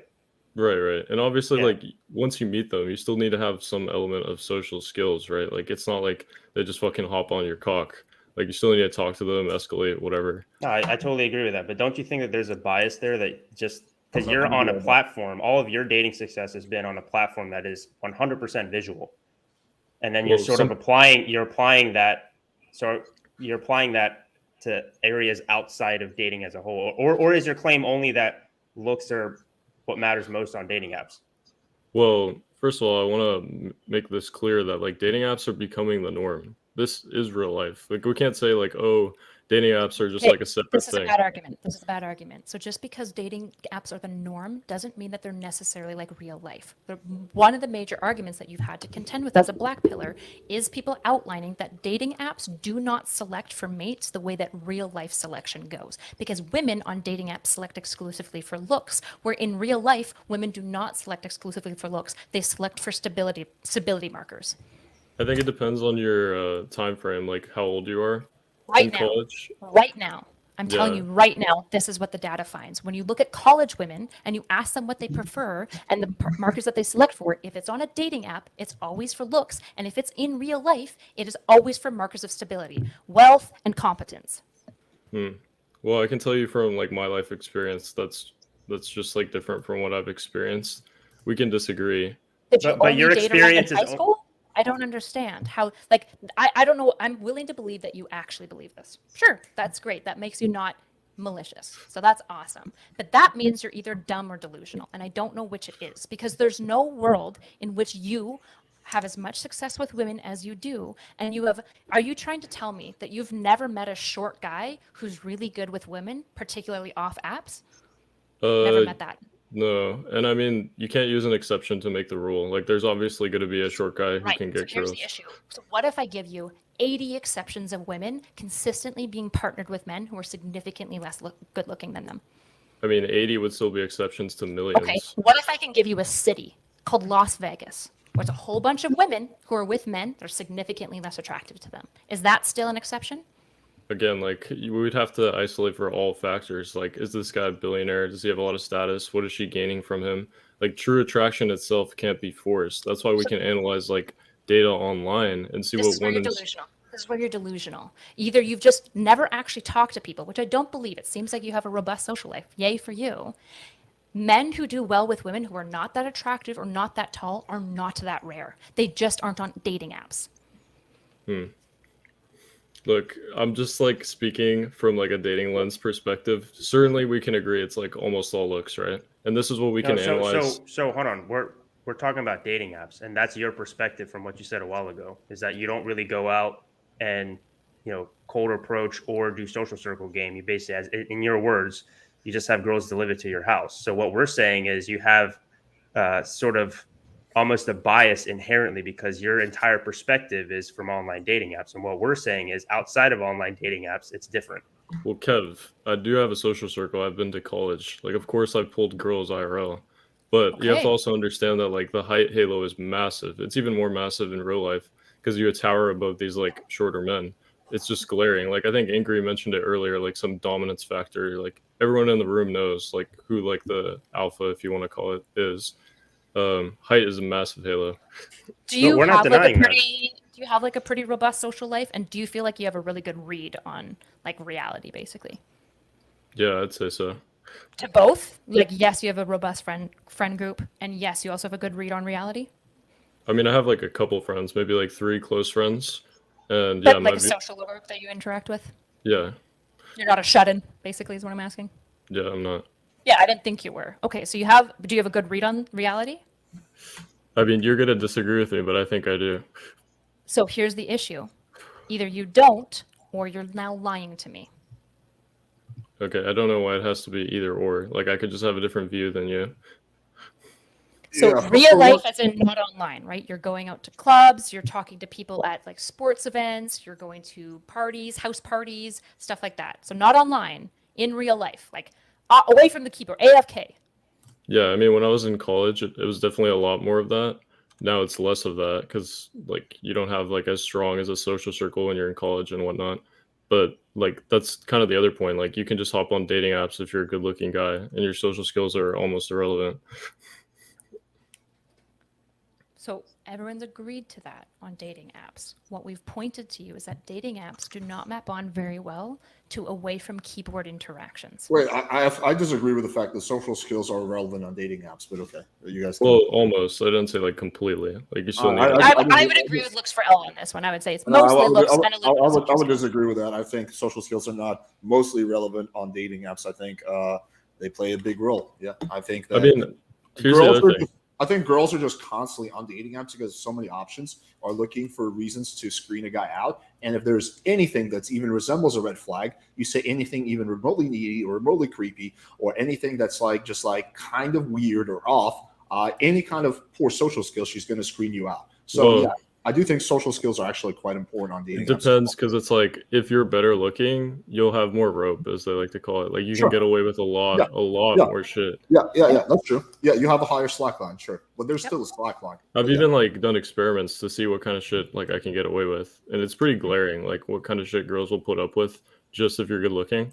So there's that, and like nobody's denied pretty privilege. This is the issue: is nobody on the red I pill agree with denies pretty privilege. Yeah, I Well, feel like except you for like guys. Christian Fit, I guess. Yeah, I think they just underrate it like heavily, and it's only gonna get worse. Like with our current incel rate in the U.S. When you say you have friends, when you say 3 friends, are these friends that you hang out with away from keyboard, or are you playing video games with and talking over Discord mostly? Yeah, away from keyboard. Like as of very lately, I've been like more like solitary, you could say. But in general, like yeah, I'm hanging out with them, going to play poker, like whatever. Yeah, I believe you. So this is why I'm left with 2 options. You're delusional or you're lying. I don't know how to make sense of this. There is no world in which you believe that looks are basically all that matters for getting women, especially, mark my words, away from keyboard. I'm not talking about dating apps. I'm saying what do women select for broadly after dating apps when they're meeting you in person? There's no world in which you're telling me with 383 women that you've slept, 387 women that you've slept with, you have a good social life, you have social life away from your keyboard. There's no world in which this is occurring, because if you walk away from your keyboard, you see constant challenges to your worldview. Unless you're lying or you're engaging in such extreme self-deception and motivated thinking that you're fundamentally lying because you're self-deceived. Well, I'm not thinking that like a 5 or a 6 can't land a girl here and there. It's just that their quality will be lower. They're not going to be like satisfied with the kind of caliber of woman. It really comes down to like the higher your echelon of looks, the hotter the girl you can get. So I'm just saying, yes, okay, so no one's disagreeing with your hierarchy. What I'm saying is the idea that a 6 can't get a lot of women, I'm going to imagine right now, Alex has worked with many men much lower than a 6 who are probably slaying with women now because they have a really good game. Is this correct, Alex? Yeah, there's quite a few, sure. I never said 6s can't. The main issue is with sub 5s. Like it's about a looks threshold, right? So if you don't meet her threshold, it's like no amount of game or wit or whatever you want to call it will force that attraction. So what would you rate my business partner? I don't want to get into that right now. Well, hold on, but Does it disprove your point? it's relevant. I don't want to think be an EMP rude. will. No, I don't think he'll take it personally. Dude, I call him like a fucking bald Indian all the time. I don't think he's gonna care if you say it. Damn. Well, yeah, he has some things going against him being ethnic, bald, relatively short. But he does like face up his photos quite a bit, just like you do. You know, I call you out about that, all in good love. But yeah. Right, but he's in real life. What would you say? Like me, like I would personally rate him like a 4.5. What would you rate him? He was a sub 5 before. I remember when you showed photos of him earlier. Now I think with like the fucking faking face app shit and stuff like that, and him claiming he's black to like delude them, I think he's around like maybe like a 5.5, maybe 5 around there. Okay, 5. Okay, 4.55. Right, you're a little bit more charitable than I am, but he does play well with the ladies, so he would be an exception to this rule. Again, like I haven't seen any evidence of this based on his face. But just hold on. He's literally had like sometimes you could hear him fucking a girl in the background. Dude, I've seen one busted, and then you'll see him like walking the girl out afterwards. Like what My more? husband is a walking exception to this rule. And here's the issue. This isn't an exception. This is the rule. If a short guy with exceptional game can be successful, and then that can be repeated regularly, that's not an exception. That's the rule. Now you have to establish why specifically it's an exception when it has had such high repeatability to the level that Alex can get a fucking career giving successful dating coaching. Well, he looks for would say that I'm just scamming people, so I know his argument to that. Yo, put a 1 in the chat if you've actually seen on a live stream Indian PE pulling a hot chick, and just be real. I've seen it one time. Other than that, you have like a video with him with like some busted 30-year-old mom. So it's like, come on, we can't use that. I understand. There's one video where you guys dislike the girl. I understand that. Okay, like this video. We can't ignore that. You made a whole YouTube video about it. So wait, just because he has banged one girl that's not hot, therefore that means all the girls he fucks aren't hot? I mean, you literally made a YouTube video about it. You would think that she would be like a high caliber, right? Looks for real. Have you never fucked a girl that's not that attractive? I'm not gonna comment. You have. Every single guy has. Every single guy on this panel has. And if they say but I wouldn't boast about it. I wouldn't make a YouTube video about it. That's for certain. Oh well, she fucking looked good in the moment, and then I guess she didn't look that good on camera. That's the reality. You guys won't believe me. But anyway, there's quite a few people in the chat who are saying yes, they have seen it. So it does happen. If you really want to do the research, go through my live streams when I lived in the old apartment where I lived with him, and like he has actually like countless times while I'm doing live streams pulled girls where the chat is like, holy shit, who the fuck is this hottie? So that has happened countless times. Anyways, I just want to defend myself like earlier about the claims you were making. It all has to do with looks, thresholds, echelons. If you meet a certain threshold for the girl, your social skills will matter. Otherwise it won't, like, at all. You can't force the attraction. That's like the main point here. So how low do you think the threshold is? Because I think that's because a lot of people say that I'm a black pillar because I think looks matters the most. I don't think that makes me a black pillar, but like I'm curious where the threshold is and considering how low it is, how much can you realistically soft looks max your way to increase? Like how many points can you increase by in your worldview? I think it depends. Like if you're starting off from a really bad spot, like being overweight, that's gonna have the by the way, we have spoken before, Kevin. I just think you don't remember. But yeah, I think like the moving abroad, losing weight, and surgery are like the most practical things you can do to enhance your SMV. How the fuck is moving abroad the most practical thing you can do? Well, I mean, this is assuming you have your finances in order. If you don't, then you should address that so first. step 1, finances. Get not just finances in order, get very successful so that you have enough money so you can swap over and maintain an income in a foreign country. Okay, go ahead. What's your next simple solution? Step 2? I mean, it's really not that hard. You could move to Thailand where it's like extremely cheap, like dirt cheap over there. I'm sure Kevin can address this. I'm gonna come to Looks for L's defense here just for a second. You can easily, all right. So there's some like backpacker kids. I say kids. I mean they're in their early 20s, and like if you go around like hostels, you're like hooking up with girls all the time. I used to do this when I was more of a backpacker. But you can stay at a hostel for $2 or $3 a night and spend like $1 or $2 a day on food. It's crazy. Like I actually know some people like these Chad Scandinavian backpackers. It's really funny. They'll live off of like $5 a day and just perpetually be over here. So it is technically possible. Yeah. Our money goes pretty far. Yeah. My point is that like it's not as big of a deal as you make it out to be. You can live very, very affordably over there, like a king. Especially someone like Kevin, who's already got JBW working for him, already 6'2". It's like life on recruit difficulty. So yeah, I can agree with Kev there. So this is the issue. This is why you have such motivated thinking. Is I could probably provide you with endless amounts of examples, and the reality is that you will always shift the goalpost. You keep pulling the line further and further back. At first, it was like, you got to be attracted to, like, they just slay. Well, like 6s, they'll be okay. And now it's like, well, now there's a height minimum. And the issue is, if I keep providing exceptions to every one of your rules, that means your rules aren't rules. They aren't. Well, now you have to prove why they're an exception. I've stayed consistent with like the looks threshold thing. I think Alex can vouch for this. It's just that the 8s, the 7s and 8s can get way more and a higher quality. That's not the black pill. That's everyone acknowledges that. That's not the same thing as black pill. Yeah. Okay. Well, then everyone here does. So why are we even fighting? Are you saying you agree with me? Well, no. Here's the thing. Some people think a 5 with like good social skills can land an 8. I disagree. Yeah, I think that. But could the 5 increases looks to maybe like a 6? Because I agree. Like, okay, well, if it's it's not common where like, okay, if we're ranking people by their looks and just reducing them down to that like somebody with a 3-point disparity, like that's when it starts to get like kind of weird where people be like that guy's with her, right. So like you'll notice immediately, or like the guy has money or something. No, but what I'm saying is I think that a lot of guys who think they're 5 or sub 5, right? Like there's a lot that they can do. So, okay, what's the reason that women, so you brought up height a while ago, right? What's the reason that women are attracted to height? The theory is it has something to do with dominance, right? Like being the dominant presence in the room. I think you brought that up a while ago, like having that alpha mentality. That's one reason. Right? One reason. Yeah, so we've established looks isn't actually black pill, which is based. You basically agree with me. Here's what you need to do. I bet you if I go on the internet, I can find thousands of examples of significantly more attractive women dating less attractive men, both rich people and non-rich people. I beg you, here's what I will notice. It is hard to find examples of very attractive men dating significantly less attractive women because men are the ones who select for looks. All that's happening, looks for L. That is completely wrong. Like they've even run experiments of like land whales on Tinder. Yeah, Kyle, I got pushed back against that too. That is actually quite common. I see it all the time. Isn't it incredible when you notice a super hot guy with an unattractive girl? Don't they stick out?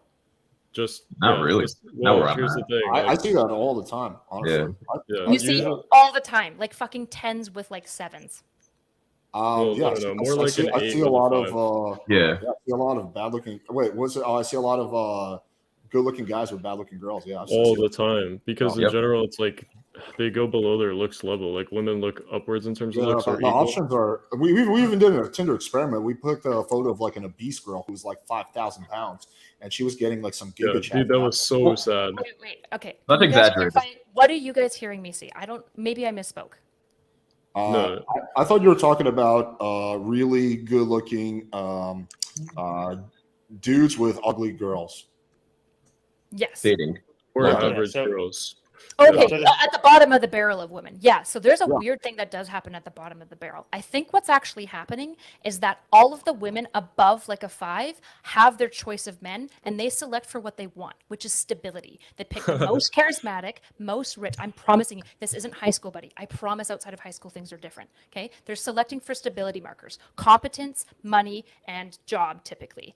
The moment you start getting to the bottom end of women, they actually have less selection than other women, but they still have a pretty big pool, and they're getting all of the leftover men that all the upper women didn't want. The reality is that a lot of those men might be decently attractive, but they probably won't have stability markers. A lot of these obese women with more attractive men are doing all the work. They're cooking. They're the one pulling in all the income, and the more attractive skinny guy is sitting at home playing video games with his friends. That's typically what you see when you see a woman with a more attractive guy.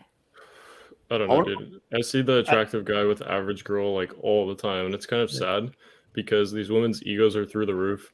They can filter for guys like well above their level because their ego has been pushed up. They're miserable and they hate them because they can't select for what women want, which is stability. I mean, all right, here's the thing. I think you can bridge the gap here. So like men and women will date, casually date, and then be in relationships for something for different reasons. I think that's really the disparity there, because like, okay, like women will.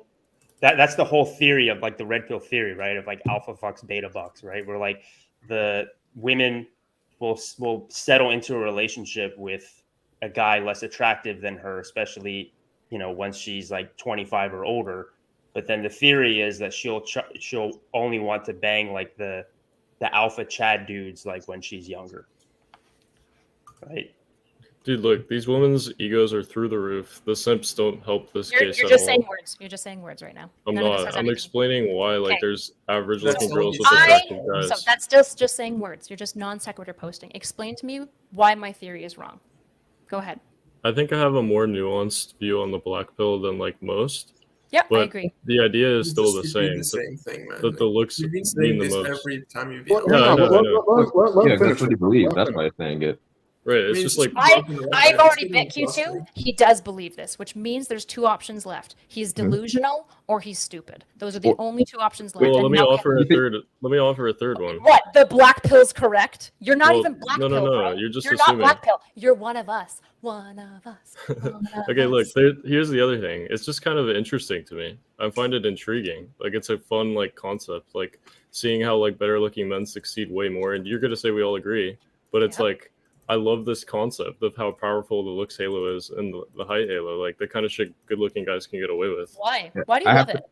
I have to defend looks for L because like I had an attractive friend who was like a model, but like he was still a nerd. So like maybe black pill stuff came up on his recommended, and he was just like, "Oh, this is cool. This kind of maps out to what I was doing." Like this, I think his interest comes from it maybe being recommended, and I might be putting words in your mouth. Looks for L. So I don't think it's necessarily malicious. I just think it's like, oh, this kind of maps onto what I was feeling. I think it's like similar to like if somebody learns about white privilege and they're white. It's not they're like, oh well, I didn't know I got this stuff because I was white. That's kind of interesting. Let me look into this more. I don't think it's necessarily malicious. Hold on. Erudite was saying like, let me explain this. Erudite's probably saying that like because I benefit from this, that's why I like it. That can like have a sliver of truth, but that's not the main thing. Like, I already was blackpilled. I just didn't have a word for it. Like some people like Henry Cavill, Ian Somerhalder, like the best of the best, right? There's reasons why these women like simp for them hardcore, and I'm like, wait a second. They all have good lower thirds, good eye areas, colored eyes, dark hair. This is what women find appealing. It's nice that I have a lot of these qualities. So, like, of course, like I'm gonna like the black pill, but there's still plenty of black pillers who are butt ugly, and they want to improve their looks too. I don't know. How do you feel about science? I'm pretty sure you and I have talked in year 4 science, correct? Yeah, of course. Okay, yeah, that's what I thought. Have you read work by like David Buss? No, I haven't. So David Buss is like the Evo psych god. Everyone in the manosphere really loves him because he did a major meta-analysis on dating preferences and mate selection across like 37 different countries. Do you want to know what he found consistently across all countries that men selected for? Take a guess. What factors about women did men select for? I mean, looks, obviously. What specifically about looks? They broke looks up a little bit. Like into body and face, or? They broke it up into like markers of looks. I can just feed it. I'm sure if I tell you, you'll agree. Youth, they're looking for markers of youth and like fertility and some level of like bustiness. Right. That makes sense. Like young, attractive women. Makes sense. Yeah. You want to know what universally what they found women were selecting for? But okay, go on. Stability markers. Okay. I mean, that doesn't necessarily mean that they like these men. We've talked about divorce rates before and how like near World War II and whatnot. This is why it's like kind of a new thing, because back in the day, women had to kind of settle for a guy they didn't desire too much because he offered financial stability. Now that's not so much the case. Dependable and stable versus looks for health higher, implying that stable personality is more desirable to women than a physically attractive mate. Education and intelligence versus desire for home and children was also rated higher, showing that a similar educational background and political views are more important than home life, and a small number of cases had women rank sociability versus similar religion higher. Right. I don't disagree. This is what they say they want. It's very different from what they actually end up with. There's plenty of statistics on dating apps. No, you're kind of throwing your hands in the air, but they'll say that they want a confident guy who's nice and treats them well. And then when you see the results, looks is always at the highest. It's the most important thing always. There's plenty of studies about this. I'll have to look it's it more up, so. It's more so. Look, the theory. It's what I mentioned earlier. Is that, and this is what the red pill spaces would say, is that women will settle for guys when they're later in age and not as attractive as when they were younger. and they'll settle down with them and be in relationships with them. Meanwhile, when they're in their early 20s, their crazy 20s or whatever, they're more likely to hook up with the good-looking Chad guy. Yeah, and that's why I call it like a beta bucks. That's also in the black pill ideology, where it's like a girl, once she's like past her prime and like not fertile and not as attractive, she'll settle with a guy who can like be a financial person in their marriage, which is like not the position you want to be in, or like raise another man's children. I feel like that's kind of like a sad life, but we can have our disagreements on that. Well, first of all, us and Looks are not on the same page. We're not agreeing.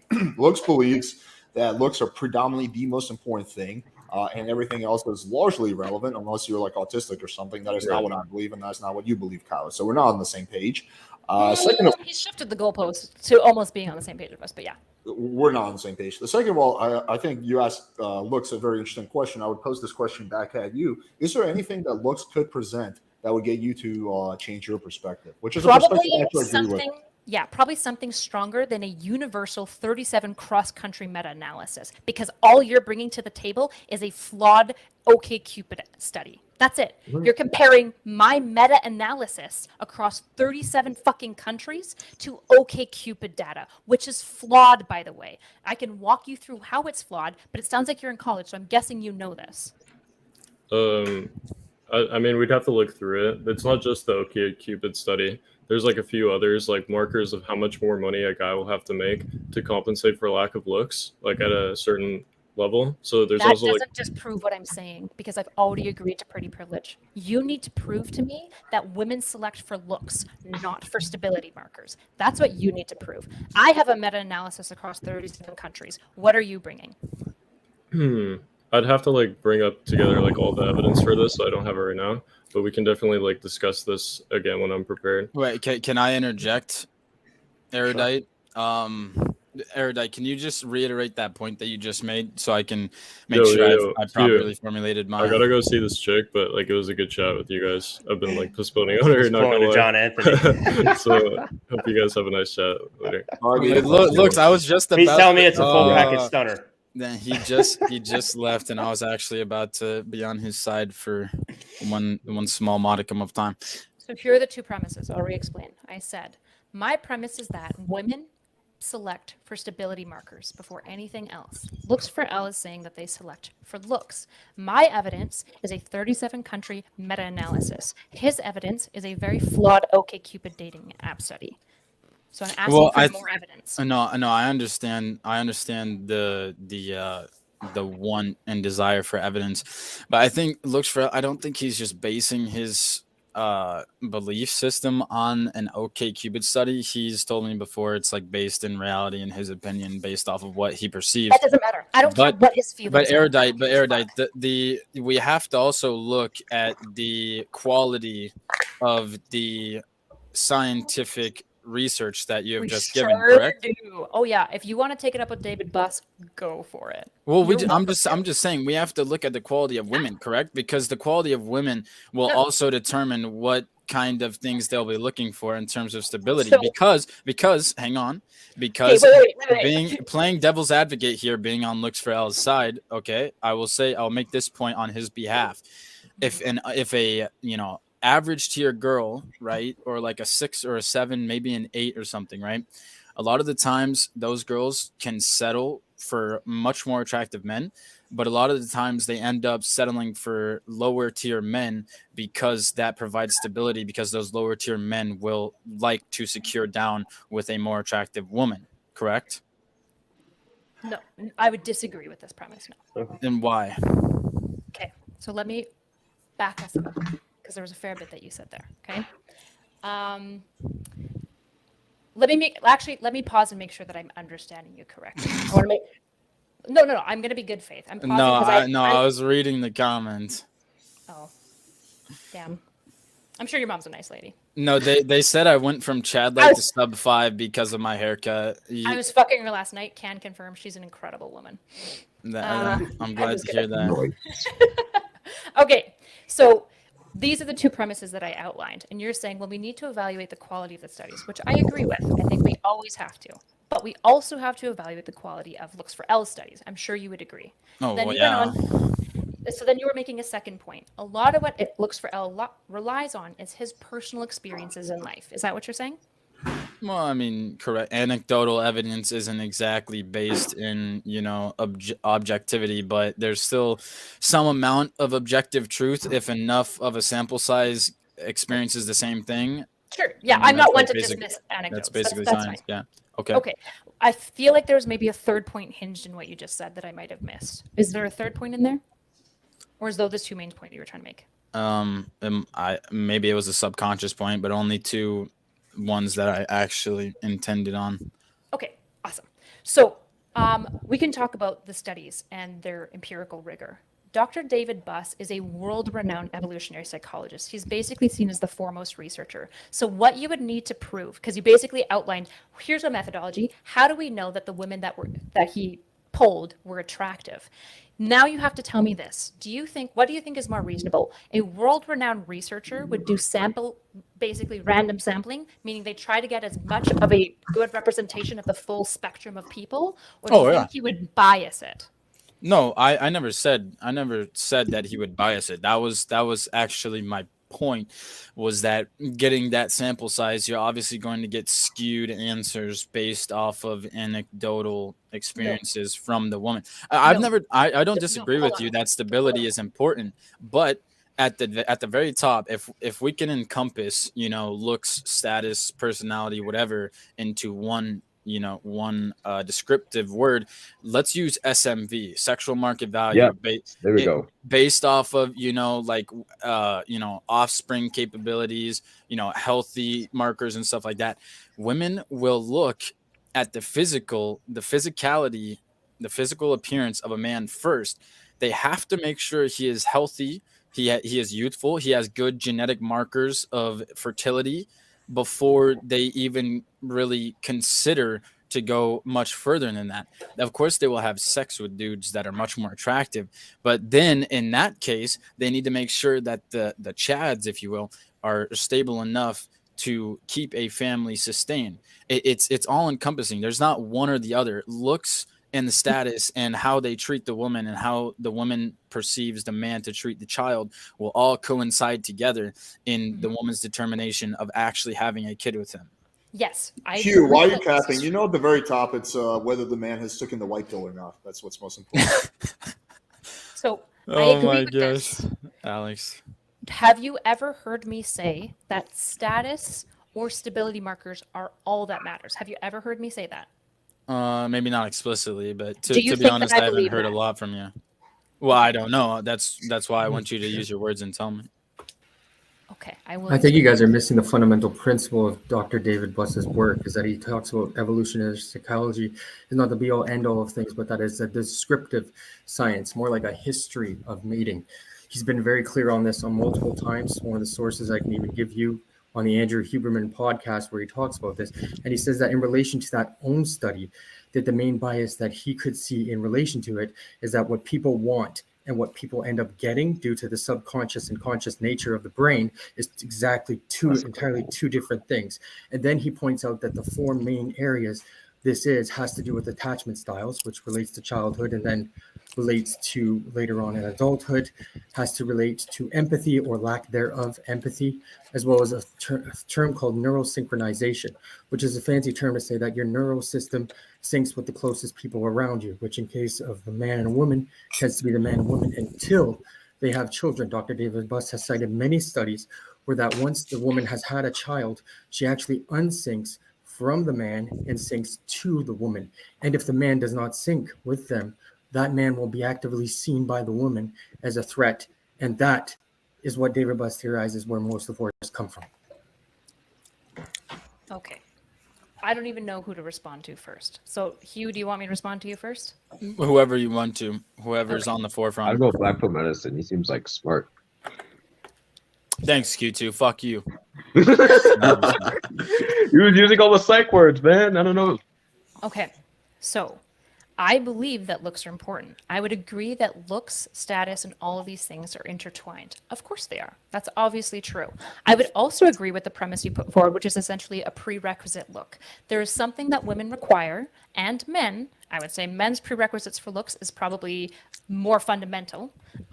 Women do have a prerequisite for looks, right? There are certain men that will look a certain way and they will never ever consider him no matter what. That is absolutely true. I've never disagreed with this. The question is we're asking the question of factorial weight. So if there's 3 factors that we're looking at for what women select mates off of, let's say we've got looks, status, and status feels like a blend of 2. Status feels like more like a mixture of looks, income, and maybe competence markers. Do you agree with these 3? Does those work for you? I would say in status, you should rather put like social status above the looks or the So I'm just listing the 3. I'm just listing the 3. Let's just start with the 3. So we Well, all I would sit say there for working on- short-term mating strategy, it's true, but for long-term mating strategy, it's not.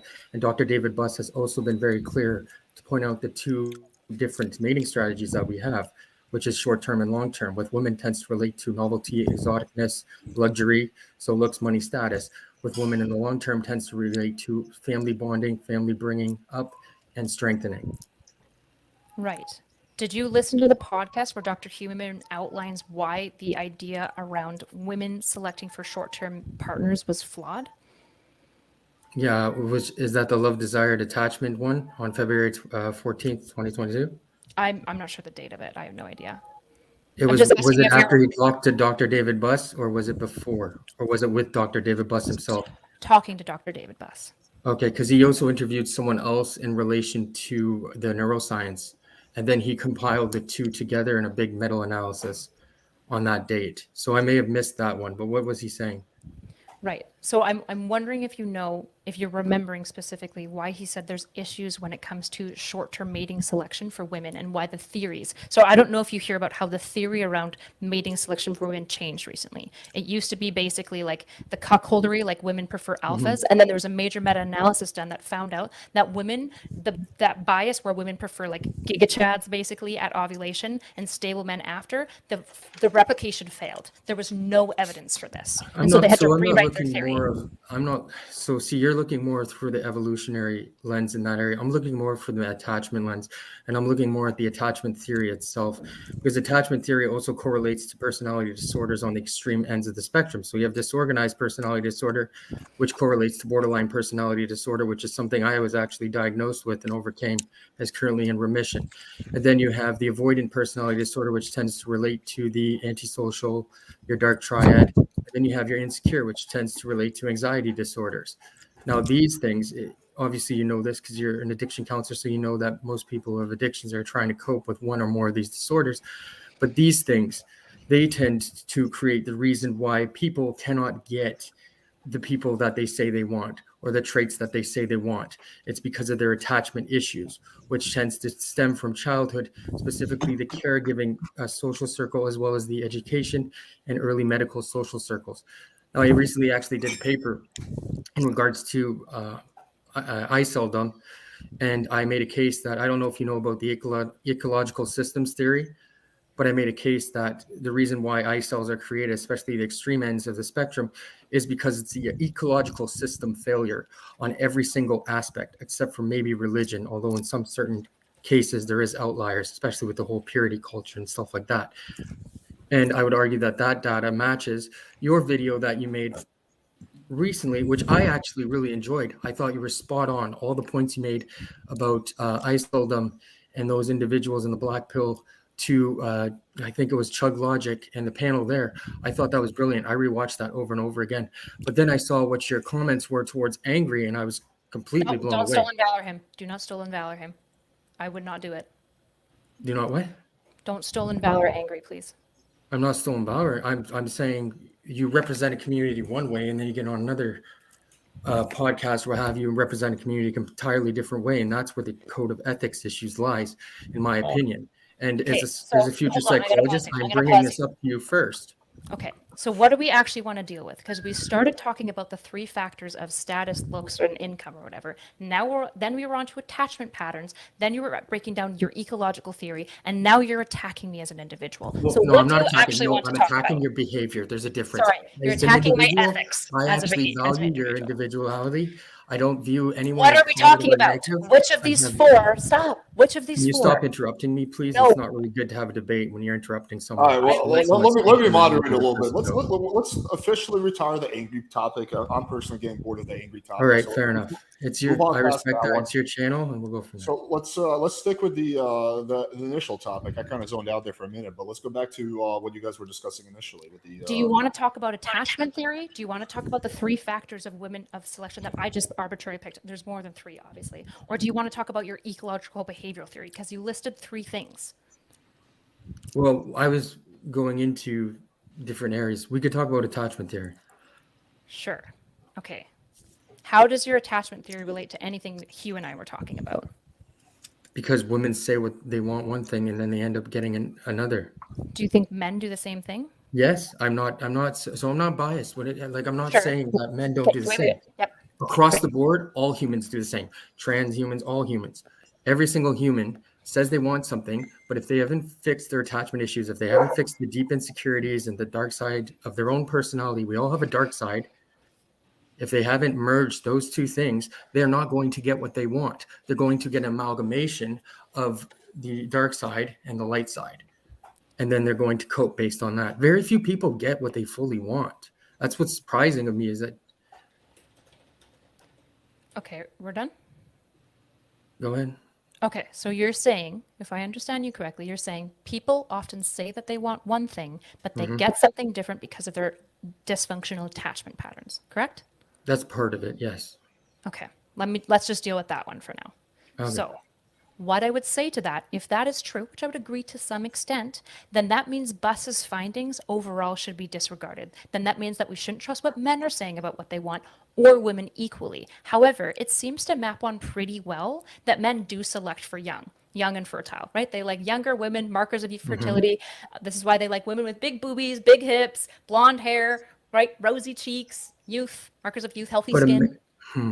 Physical attractiveness, essentially. I think that that's fine. I agree with Buss's finding there. It's interesting that we would have this strong desire, though, to say, well, men are true, even regardless of their attachment styles, because let's assume attachment styles probably generalize across both genders, because both genders can get fucked up by their parents, right? If we're assuming that attachment styles generalize, then that means just as many men are going to be saying that they want one thing and getting another as women. And yet we're not discrediting the fact that Buss found that men prefers fertility. We're just trying to ask if women actually want stability. I don't know why we would do that at any empirical level. Or we should question both of the findings. Like, who wouldn't deep down want someone who's stable? That's not the point. Because men want stability too. It's not their number one factor. It's not their universal predictor of what men make have they the select. ability to become stable without a woman in terms of the main basic needs. Yes, I agree. Which means men's number one factor isn't stability markers, but for women, it is. So is your argument that men need to choose better? Because I would agree on that. No. So what is your argument here? My argument is that the black pill is a delusional belief because women across 37 countries universally reported that they want to select for stability markers, not just looks. I'm not saying looks aren't important. Keep that. Do you think I'm black pilled? Is that what you think? I don't know what you think. This was my original contention with looks for L, and then Hugh, and then you came in. If you have a contention with my position, which it sounded like was what I was saying to them, if it's different, go ahead and let me know. I have a small contention real quick before I shut back up. So obviously your meta-analysis, 37 countries, giga chat, whatever thing, has some scientific backing, obviously, but I'm gonna be a little facetious here, I guess, but there used to be like these YouTube videos of like these scientists like running experiments. They put like 5 men in a room, right, and like 5 or 6 women, right, and they asked the women which man they would select, and then they told the women like this tall giga chad man makes like 20K a year or something, and then it went all the way down to this like 5'4" manlet and like jacked gym maxed or whatever, and the girl he had to reach like a 300K annual income threshold before the girls even were like, yeah, I'll choose him over the other guy. Yeah. So What the would be issue- your rebuttal for that? It's not that big, but obviously it's. Sure, I'll just take your word that that study happened or whatever. My rebuttal to that would be that this is a failure of the methodology again, because there's no world in which this lab experiment maps on very well to real life dating. It doesn't map on. Women aren't standing in a room being exposed to 5 men, being told all of their creds, and then getting to go, I think I want the hot one. Instead, what women are dealing with is a whole bunch of men potentially lying about their creds, going on dates, they're looking through dating apps and only selecting on looks a lot of the time, and they have to basically do the game of vetting and dancing, both vetting based on what they want, but also trying to keep their options somewhat open. So that this is the issue, is that a lot of these studies are really bad because they don't map on super well to real life. This would be the same argument, for example, that we use in therapy. This is why like laboratory CBT, which is a type of therapy, is often argued as not mapping onto a clinical experience of therapy, because in a lab version of CBT, it's very like rigid and not very human. This is the problem with labs, is labs don't map onto real life super well because they're super structured. How often are women in a room looking at 5 men with like a fucking scientist that be like, who do you want to stick? Whose penis do you want inside you? Okay, well, Hugh, if I okay. could interject for a minute, I just wanted to bring up some points about the David Buss study because I had some questions about it. Erudite, I want to ask, are you familiar with the term ivory tower in politics that people use? Sorry, I got distracted for like 2 seconds. I might check. Can you repeat that? Sure. Are you familiar with the term like ivory tower that people use in politics? Yes. Yes. So basically, the biggest criticisms of the Buss meta-analysis come from along those lines, because the participants in the study were from ages 16 to 28 and didn't very well represent the lower socioeconomic classes of the countries that are included in the study. So a lot of the same ivory tower arguments people make about other things in politics apply to the study, because people from the broadest select of socioeconomic statuses weren't picked. So you're getting a very small section of the population, and the sample size is only 10,000. So when you add up all those factors, That's 10,000 is giant. Well, true, but it's pretty I big. didn't know it was that You're many. wrong. That's impressive. You're also wrong. The women ranged from Once you have a 17 sample to size 30 of 30, you're pretty much good when it comes to statistics. Well, women were 17 to 30 years old. And so this is the exact demographic, by the way, that black pills will say are the least thoughtful. These are the women that are most exclusively looking for looks. And even these women are reporting stability. We can assume No, I agree with after you. the I age agree of with you on 30. that.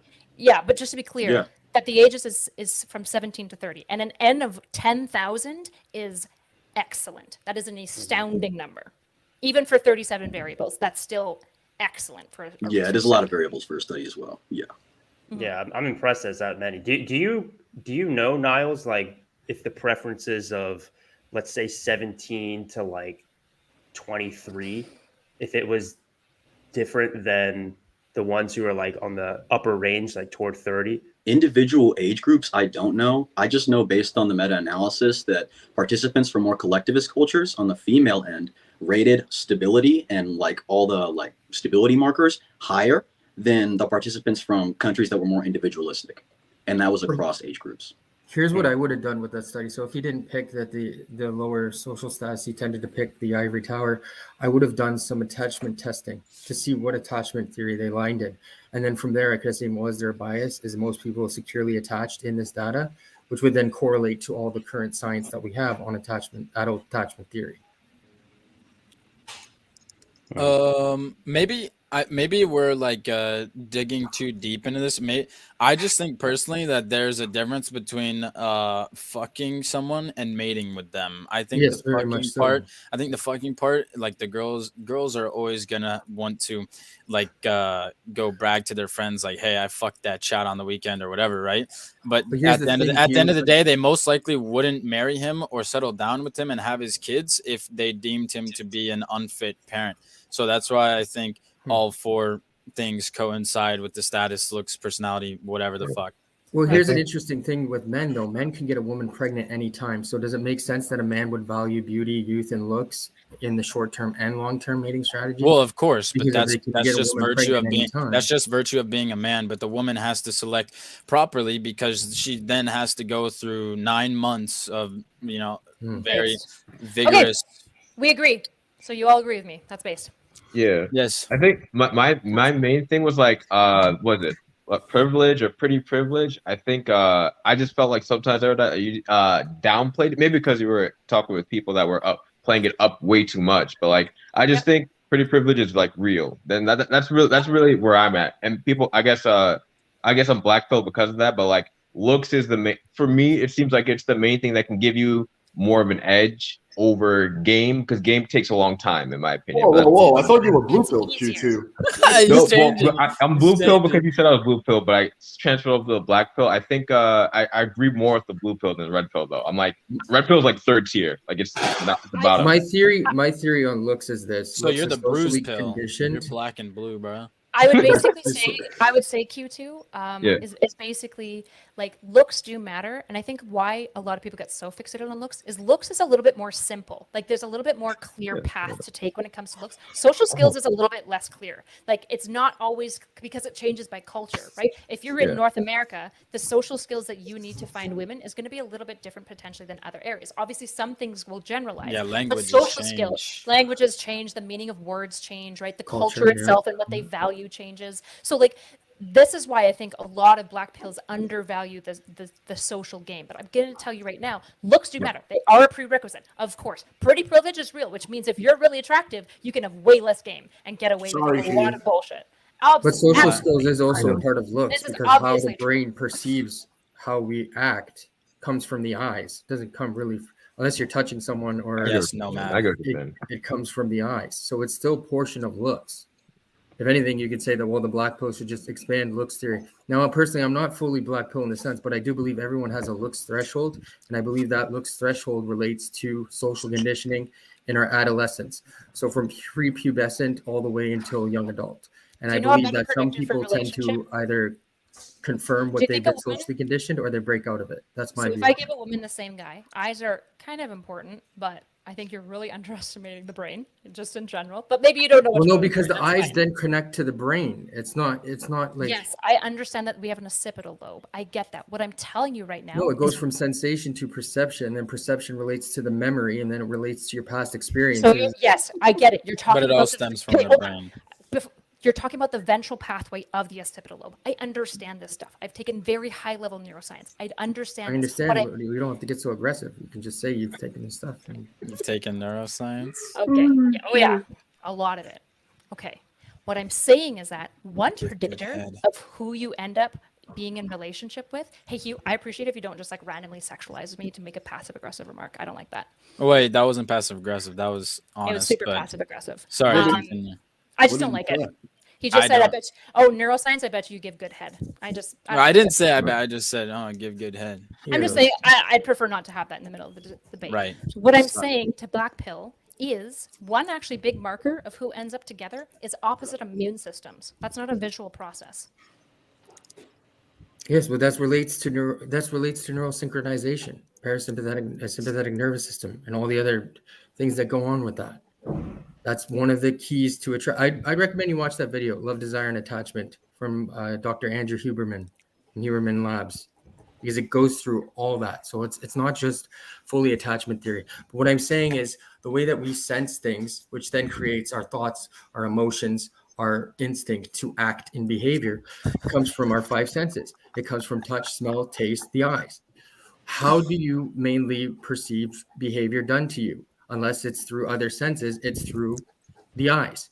Everything you see, you're taking in information. Well, you're taking it in through your body. You're taking it in through your emotional system. You're taking it in through like scent. Yes, but it starts with the eyes. Well, it can also start with the ears. When it comes to visual things, this is why visual perception is such a huge topic in psychology. When you learn about sensation and perception. Okay. I honestly have no idea what I've been zoned out for half an hour. What are we even talking about right now? I think basically what black pill medicine's trying to say is that charisma is kind of really tied to your looks, right? Is that what you're saying? That charisma plays part. Actually, Kevin, I believe your version of game is the closest thing that I know in terms of what I would consider game to be. Do you think charisma is picked up by the eyes or the ears? Charisma is picked up by the ears. So you think that a tone of voice only relates to that? It's picked up by both. It's picked up by both. Yes, exactly. It's picked up by both, of course. Trick question. Yeah. No, yeah, true. You got it, Hugh. All right. I think like. Let's I guess I feel bad because there's been people backstage, so let's just rapid fire bring people on, give them like 2 minutes. for everyone who's been waiting backstage. I just have to remove some people. Vikram, do you have anything you want to say before I I just had another question. It was about, I just wanted to get your take on Coach White Pill, but I'm guessing it's too irrelevant to this. Don't bring that up right now. Oh, do we really want to? He was gonna flip a shit. He's it would be good content, though. He's got a bad haircut. I've taken therapy lessons, Alex. Like I'm level-headed. Don't worry. Next time. Plus, Coach Whitefield is giving him some, some feedback in the earphones. I got a nano. I have a nano bug in my ear right now. Yeah, and a butt plug in his ass just in case. What do you want to ask about Coach Whitefield, Vic? Yeah, I was thinking to ask. Don't instigate, Kevin. We're here with Erudite. They want to ask Erudite questions. Don't instigate. Yeah, that's for a later date. I don't know about this. Let's just ask the question real quick, and we'll just get through it in like 2 seconds. Alex, now you're instigating. Just let dude's literally like a meme, so we can't help ourselves. Wait, Kyla, do you understand? Do you know the whole story with Coach Whitefield? What?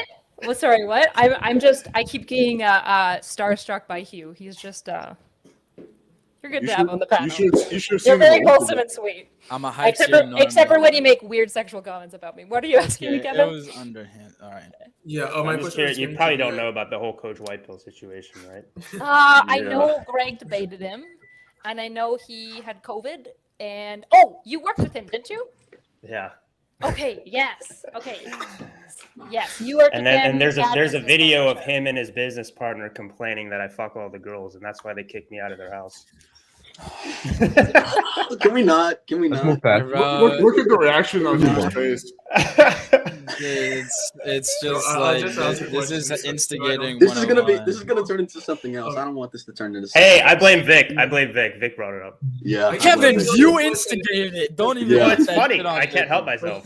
Let me just ask a question. Otherwise, this is a whole other debate. Just let's get the question out of the way. What's the question? Yeah, my is he a question homosexual? Yes. Okay, my question was basically.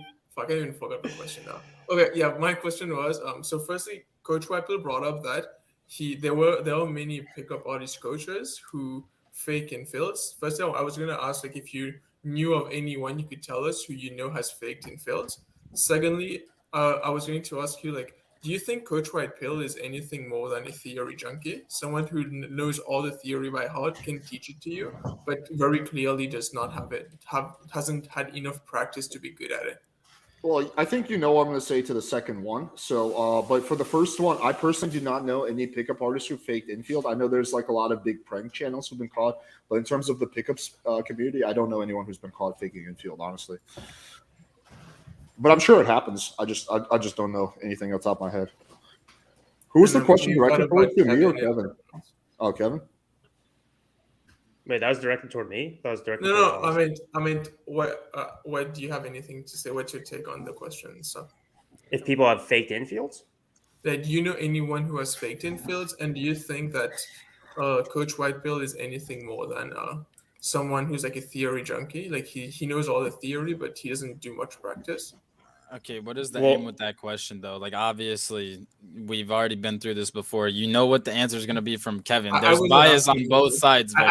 Huge asshole caping up for Coach Whitefield. All right, so I'll answer the second portion because and without making fun of him. Realistically, I think what happened is when you move to Southeast Asia, your SMV increases by about 3 automatically. So if Coach Whitefield is a 5 in the US, then when he comes out to Thailand, he's an 8. That's going to significantly affect your dating life for the positive. Now, for me, I never struggled back in the US. And so and Coach Whitefield said that he didn't either. So when we went back to the US, because I'd only seen Coach Whitefield game in Asia and he did fine. But when we went back to the US, I assumed that he would, replicate that success. I did. But he didn't at all. And I think the reason that he didn't is because his SMV went down by another 3 points. So now he's a 5 and he's trying to go after girls who are 7s and 8s. And so he just keeps getting blown out. And he didn't have the adequate enough game to bridge that gap. It's that simple. Yeah. Wait, did you not just confirm geomaxing, Kevin? Yeah, he's a black pill, remember? Kevin's never I'm not a black pill. I've never denied for not being a black pillar. That was a pretty black pill talking point. but still true. Explain. Still Hold true. on. Huge asshole. Explain. How's that a black pill talking point? Geomaxing is literally like a part of the encompassing black pill. Like there's obviously truth to it, but like still, it was like a joke. Like don't take it too seriously. QB Passport's entire me and channel is Kevin are based on both it. like He's a black pillar. both say that geomaxing obviously works. There's no denying that. I use the term sexual arbitrage, but it means the same thing. Yeah. I just don't think the average guy needs to do it. Big but word maxing. If they're in a position to do it, then sure. Yeah, and it depends on why you want to do it. I do it for lifestyle out here. I was doing perfectly fine in the U.S., and I just assumed Coach Whitepill was doing the same. But apparently, he needed to come out here to get the level of girls that he wanted, which is fine. Just admit it, right? Don't just say like, "Oh, game is universal everywhere, no matter what." It's like, no, there's other factors that come into play, such as your looks and all that type of stuff. If he was honest in admitting that, then that's fine, but he's not, because he's just trying to sell his dating coaching. Okay. Vikram's just trying to hold back right now so bad. He's like, I mean, sorry, not Vikram. Q. All right, cool, awesome. Thanks, Vikram. Vic, you instigator. That's funny though. All right, let me get my last point. Dude, you I just wanna gaslit get Vikram. That's such. No, not Vikram. I How meant is it gaslighting? Oh my You god, just we're said gonna you talk in- about you having to just said define you gaslighting again. instigator. No, you Oh just my said God. you instigator. He objectively just brought it up. Literally. Oh, We're not 14-year-old girls on Tumblr. We don't need to just start bludgeoning each other with psych terms. Okay? Yeah, it Nobody's was a not gaslighter. gaslighting. Nobody's a narcissist. That's gaslighting right there. He's Erudite. toxic. Disagree with me. I'm being gaslit. I'm gonna need to call my parents and tell them I'm Wait, being that wasn't abused. no, I just you got were out of a speaking from toxic an relationship. objective scientific point, but nonetheless gaslighting. But I digress. Alex, I'll go off. I just wanted to make one more point. I'm not trying to pick on you. I actually value your content. I did donate to you once, and I do think that you do offer some positive input in the space. My only issues regarding that content is that I seen the stream with Chug Logic, which to me then saw the Bringing whole. up the angry thing again, because I'm pretty sure. No, I was I'm asking bringing about up the. I'm just saying. I think if you would work on your emotional reactions No. in social Here's what I've media. realized: if the manosphere can't play rough and tumble, that's fine. I don't mind. But chilling now out it a little bit might and being violate nicer. your psychological ethical issues No. because I could easily take the You are evidence not that my I have, bring client. it up to a superior, and then they can contact your superior and go from there. But I'm the not point is, you taking need to private contact the clients. person first to let you know. I'm not taking. I can private bring up clients. I could even bring up the code of ethics right Are now, you where I think you're in threatening? violation of it. Are If you you in want. any way implying that you're going to use my online presence to try to attack my career, my I'm professional not trying to career? attack your career. There's a difference between saying someone is being unethical and trying to cancel someone. I'm not trying to cancel you. I'm trying to actually get you to see that when you're very emotional and you're very biased about, oh, fuck this group or fuck that group, or I hate all these dark individuals, that does not a good look on psychological. I'm sorry. You did it I've in the never said stream. that I hate all You these did it in the dark stream. individuals. Looks That for makes me L. sound You racist. accuse Looks I for think L of you being a meant dark white. triad. Oh wait, just got that. You I'm did. sorry. You did. I'm We, pretty as my fault. psychologists or future psychologists, you're not supposed to do that. You're supposed to regard people You've to never the listened. highest standards You're they not can, listening from to a me. moral. When have I to a ever said that I social- don't like dark individuals? When have I ever said that? What does that Yeah. mean? My Okay, point this is, is the internet. you don't need to People have say to it. make It's in your stuff entertaining. behavior. That's just Wait, the guys, nature. one at a time. One at a time. Guys, one at a time. emotional- Just One at a let time. Black Pill Medicine and Erudite talk. Everybody else. It's your is quiet. emotional reactions that cause those issues. You know what? I think the most important thing to get through people's heads is that emotions are fine, and sometimes we need to be mean to people. You're not my clients, and I'm not going to treat you as my clients. Here's what I'm It's just ethically a bad down look for to. psychology then. If I seen you as a potential client, I'd So say, no, first I'd of all, pass. I don't do private therapy. I'm not a therapist and I'm not a psychologist. I'm not bound to the CPA. However, I try to hold myself as close as I can be for the theory of one day I would like to be. What I owe, according to the fourth doctrine of the CPA, is to make sure that I don't peddle in misinformation. There's nothing in the code of conduct that says that I have to treat non-clients only nicely. There's nothing there. Not so much nicely, but you have to treat them relating to principle 1, which is regarding them as a human being worthy of Yes. morals and And care part and of all that being a stuff. human being And when you is go my off and you ego say this here. person is a narcissist, I can't stand these people. I've never said that. I've never I once could called literally, somebody okay, I'll go narcissist. clip it and I'll put it on Find my it. channel. I'd love you to. It doesn't Okay. exist. I don't weaponize psych language. I never do that. I've never said anything about dark individuals. I don't know what the fuck you're meaning by that. I'll give you the benefit of the doubt and assume that you're meaning I don't like black pill people, which I think I've said expressly. I'm allowed to not like a group of people who have So said, why for are you in this example, space? I'm just questioning that. Why am I in the space? Just because I don't. Yeah. Okay, black pill is not the majority of the space. Red pill is. Black pill is a select, tiny minutia of people who don't leave their house. I don't have to like them. When they say things like, "Are you a tranny? You should be raped more often. I hope somebody comes to your house, rapes your body, and kills you." I don't have to like these people, and I'm not required to be nice, and no ethics board would require it either. Well, I disagree. Well, to be fair, no one in this immediate vicinity has ever laid claims like that to you, ever wished rape upon you. That's not true. In this panel, on this panel, probably not. But I'm going to be probably clear. her chat in other People places. from this community have said this to me, which is fine.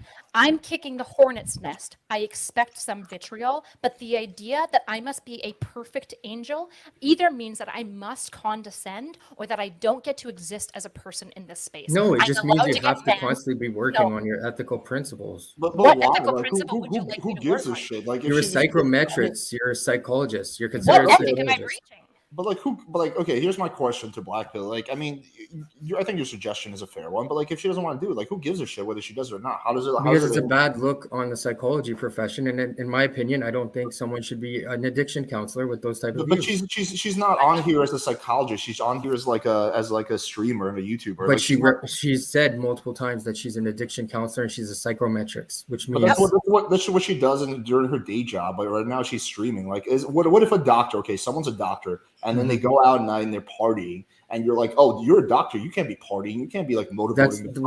that's different. This is not relating to other people, especially Which to code the am I clients you may violating? have in the future. Which code am I violating specifically? Because Doctrine 1 has like Okay, but 37 here's- codes. Which Hold on. one? Is it cool if I say something real quick? I guess my only concern is it seems like you're really trying to vilify her. I'm And not I trying don't to think vilify her her. I'm net just trying to get her to message is see a that negative some of the message things for she men in does is general. unethical from an ethical standpoint. I If you're trying to become a psychologist, in the future, I can guarantee you. If you're No, arguing by with your her- judgment of it. But yo, if My you're, judgment- if my your judgment of argument ethics is is that, based like, on But my you're training. using your worldview to define what ethics is. I guess that's a fair point. Unless you are going to give me a CPA code. But you're the one that's passing the judgment, not society as a whole. You're speaking from your perspective, not men as a whole. What are you talking about, sir? I'm speaking from I'm speaking from what I would regard as someone who's actually used psychologists, used therapists, used addiction counselors. What I would regard is someone who I would value as a psychologist. That's what I'm speaking from. So yeah, there's my bias. But sorry if my bias is being that And, we and should that's fine. treat And you're everyone. probably more than qualified. You have put words in my mouth, multiple, that I don't Okay, like. right, dark but she doesn't have to people. Again, condone negative behavior. Just wait. What I'm saying is you have put multiple words in my mouth. You've said that I've called people narcissists, which I have not done. In fact, I have actively abstained from doing that. I don't weaponize psych language at all. You've put serious words in my mouth.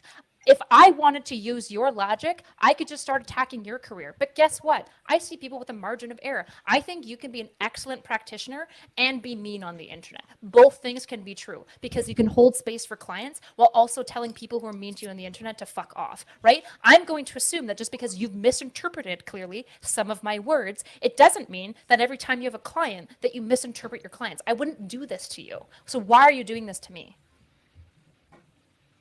I'm just stating my opinion. I mean, hey, for all I know, I could learn from this and change my views.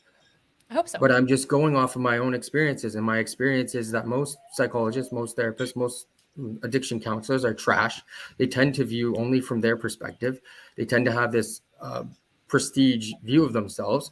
And I took it upon myself. Well, I don't want to be babied. I don't want to be saying, oh, it's going to take a amount of work, but you're so worth it. I literally just want the steps. Give me the steps to do what I need to do to get here and out the fuck your office. That's literally what I want to do. And that's what I want to teach. Have you ever seen me work with a client? Have you ever seen me work with a client? No, I haven't seen you. Have you ever spoken to any of my clients? My view of you is not about being a client. Yeah, I'm Potential pointing out clients why will your see view is dumb. I'm as just well. thinking you're shooting Have you yourself in the foot. spoken to any of my clients? No, I haven't spoken to any of your clients. Okay, do you know what I do for a practice at all? You're an addiction counselor and you're a psychometrix. Do you know, am I actively practicing as an addictions counselor? That I don't know. I am not. Do you know what I'm doing actively as a practice? No, I'm I a don't. scientist. I'm working as a scientist right now. Okay, so you're doing scientific tests and stuff. I'm doing research. Yes. Okay. I'm doing research. All right. Okay. If you've not met my clients, if you have never seen me work with a private client, you have no idea and you don't have any grounds to stand on to criticize my practice. Just because of our conversation, I'm not interested in criticizing yours. You can I'm have not a dumb idea. criticizing your practice. You are. You I'm question about criticizing whether the or not I'm a behavior. good enough addiction Whether counselor, and you think addiction counselors are often think that they're better than other people and that they talk Because down that's to been people. my own experience. That's implying to some extent that maybe I'm doing that. No, not at all. That's you're So you're then saying why did that's you what I'm question doing. about whether or not I would be a good practitioner? No, but you are critiquing. What's that? But you are critiquing the way that she treats men in the black pill like area. That Well, not just is men your in the main Bible, just- critique. I find when she gets emotional, she goes off the rails. I get very mad. I get based as fuck. I'm very mean when I get angry, but I'm Okay, going to be clear. but I have but good will you faith. consider getting emotional and going off the rails? I think you have a delay, Ryan. I think your mic or your sound. I do. I'm sorry. All right, I didn't realize that. I'll just give my opinion on this. I think black pill medicine, if your argument is that if you think that she can have a more productive career as a streamer if she learns to control her emotions, and that's a critique you want to offer her, then that's fine. But like, I don't understand why you care if she rejects that critique and she's like, hey, I want to do things my way, right? And like, I don't see what Fair like enough. her etiquette or the way she conducts herself as a streamer has anything to do with like the fact that she studied therapy in college or something like that. I don't see those. She's not on here as a therapist. She's not offering therapy lessons. She's literally here as a streamer, which I think is like totally different. So that's kind of my perspective. Fair enough. So So, to what, make so what it you're saying, clear- personal and private should be But separate. here's the issue. You started by wielding psych ethics. You said I was breaching the first code of psych ethics. Oh, I thought you were. Yeah. To be People clear, can change their mind. you can change your mind, but this is a very serious accusation against a professional. Because if I am in the future, I would never be licensed. And if I Well, was would you like to licensed, know the I sections proved of the it. code that I pulled up that I thought you were doing that? Because You I could do that. probably We could should do have that had in a that further before. stream. Sure. I'm not acting on bad faith if you think that's what I'm doing. You are I'm not- misunderstanding psych ethics and you're putting words in my mouth. I'm misunderstanding psych ethics? Really? Yes. Yes. So I'm Let's misunderstanding bring this back to something Hold that's on, relevant to context. 99.9% of people. I think Yeah, exactly. 99.9% Even me, I'm like, I don't know don't shit know. about psych. I don't know the ethical code of Yeah. whatever the. All right, let's move on. Yeah, This yeah. topic is getting kind It's of probably pretty commonsensical, I would assume, but you know, if you just I doubt that. Can I pose a question if nobody else? Yeah, sure. Go ahead. Just curious. Oh, Tonight I've wonderful. heard that people use the term cuck, and I know there's like a literal definition of a cuck, and then there's implied. I'll agree that the term cuck generally isn't perceived as a positive connotation, but I don't want single mothers to be left on their own to fend for themselves and their children. Don't we need to require some men or not require, but like, shouldn't we allow more peaceful words and not using terms like cuck to describe men that are willing to step up and provide for those women and children? Like, ethically well, you're wise? asking. I mean, I just feel like we're for putting a big very negative connotation responsibility. on a group of men that are willing to step up where other men decided not to step Bro, up. even using the word step up. What? I mean, it's not sort of gonna like we need I garbage see what people, Brad right? We means need by we this. need dudes to take out the trash. Like society Yeah. is horrible without garbage man, but like no one wants to be a fucking garbage man. You know It's what the I mean? truth. So, Someone Okay, has to bro, clean up the can I party just after ask everyone's you- done. right. Okay. The difference though, that's not even analogous, like even in the slightest, because garbage men are doing it as a job and for money. A guy stepping up to the cuck is actively getting his resources drained by said situation, and not only that, but asking a man to step up to the plate and take care of another man's child because that man, left the wife or whatever, is a huge fucking responsibility. Not to mention, the guy has to be okay with not witnessing his genetic lineage carrying on himself, and he also has to be okay with that draining resources. He has to be okay with taking care of another man's kid, and he also has to be okay with taking on the responsibility of her irresponsibility of having a kid with a man that then left her, leading to her needing a cuck, if we're going to use those terms. So I don't think it's anything that should be a requirement or expected of a man, because any self-respecting man that looks at himself and wants his own kids and stuff is not going to like, I mean, it's different if you've already been married and have your own kids and then step up to the plate with another woman and you like put the two families together. But just going with a girl because you can't get another one and raising other offspring is just crazy to me. It depends on the context. Hold on. It depends on the context of why the woman has a kid, either out of wedlock or she's just stuck with a kid, like single. Yeah, mom, we're not arguing wedlock though, Ryan. Okay, fine. So, just single mom, right? So, all right, here's an example, right? Like, what is that a reflection of? If it's a reflection on her character in a way, then it's something to be careful of. But there's some exceptions. Like a reasonable exception I can think of is she was married to a U.S. Marine who died overseas, and now she's a widow. She has kids, right? You're not a cuck for hooking up with that woman, because that's clearly her being a single mom, and from that context isn't. Yeah, well, watch your word usage there, though. You said it's not a cuck behavior to hook up with her. He's talking about settling down with her and even settling down with her from that context too. If you can still have your kids on top of that. Yeah, sure. If you still have kids on top of that, yes. But he never interjected those alternatives, those nuances. No, I know that's why I made the distinction. He said purely the man does not have a baby with this woman and raises another man's offspring. That's why I made a distinction of there are exceptions. So this is the one exception. Even if you don't, and I think anyone would agree with you on that. Well, she should have known that guy was going to get shot in Iraq, so that's kind of an L on her part. Yeah. No, that's different. But can we I have ask to be Ryan a question? we have to be clear about terms as well. Like, there's a distinction between like a single mother and a baby mama, right? I feel like single mother should have known. I feel like single mother should be reserved for widows and divorcees. If no one married you, you're a baby mama. Point blank. That's fair. So can I ask Ryan a question? It's an interesting point there. Sure. So, Appreciate it, guys. Thank you. It seems like your heart's in the right place, but use the word like step up. If you had a son and he came to you and said, "Hey, I'm going to marry this woman. She's got 5 kids from two men," would you really tell your son like, "Good job for stepping up"? Yeah. Okay, fair enough. I guess it depends on the man. I don't think am I proud in his choice? I mean,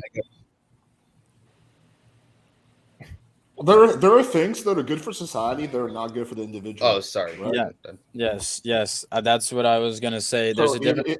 Is it going to be good for society? Yeah, but is it something I would ever advise a client or a friend or a family member? No. Well, again, I think this goes back to what I said in previous live stream. Well, sure, but you're like advising your own children is different than accepting people or derogatorily trying to put other people down that are in those situations. That was my only point. Say that again. I can't hear you that well. Ryan's stream is about like 10 seconds. Like maybe it's not something that you would recommend to your kids. Well, it's saying that.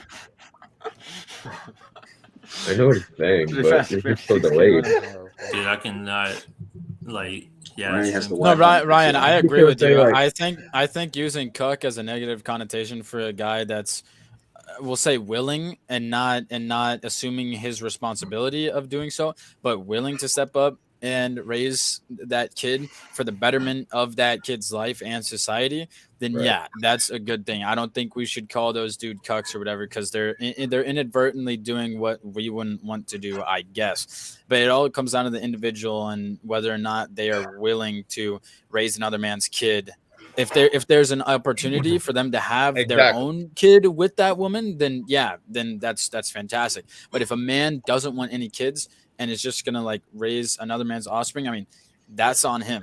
I'm not gonna call him a cuck for it. That's just on him. It's I will agree that the word cuck used way too loosely in the manosphere. Very Yeah. loosely. What cuck really means is a guy who gets off on watching their girl get fucked by another guy. Yeah. Then it became like anyone who's in an open relationship. Nowadays, it's literally used anyone who's dating someone who's a non-virgin is a cuck. If your girl has ever left the house, you're a cuck. If your girl went to the beach on a Sunday afternoon for 30 minutes with her friend, you are a cuck because she was clearly getting fucked by that giga chat in the back of a car, and therefore you're a cuck. So I do agree that in the manosphere, it's like almost hilarious how paranoid a lot of these guys are with the word cuck, and they just assume that anytime your girl will get like just is slightly out of your eyesight, there's some giga chat that just like pops out of nowhere and just like fucking raw dogs are on the street. And then puts a baby inside of her, and then you have to take care of her, and therefore you're a cuck. It's an ego thing, I think. So I do agree that like this is a really weird thing that I think one thing that Ryan was bringing up, and feel free to answer this, Ryan, like 5 seconds after I finish my point, because you're fuck that. I think what you yeah, see, he just what is he even responding to there? All right, all right. So real quick, I think Ryan, what Get you were the trying shit to out say, the fucking screen, Alex. I think what you were trying to say, Ryan, is that there's a fundamental contradiction within the red pill of they say that all of these problems are caused by single moms raising these kids to be a certain way or whatever, right? But then the solution to that would be for guys to, in your worldview, step up and actually become fathers to these kids. Is that sort of, am I representing your ideas correct? That's kind of what my initial interpretation of what you said was.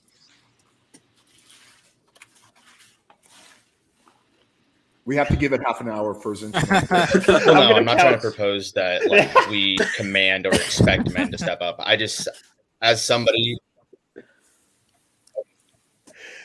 I'm so sorry, guys.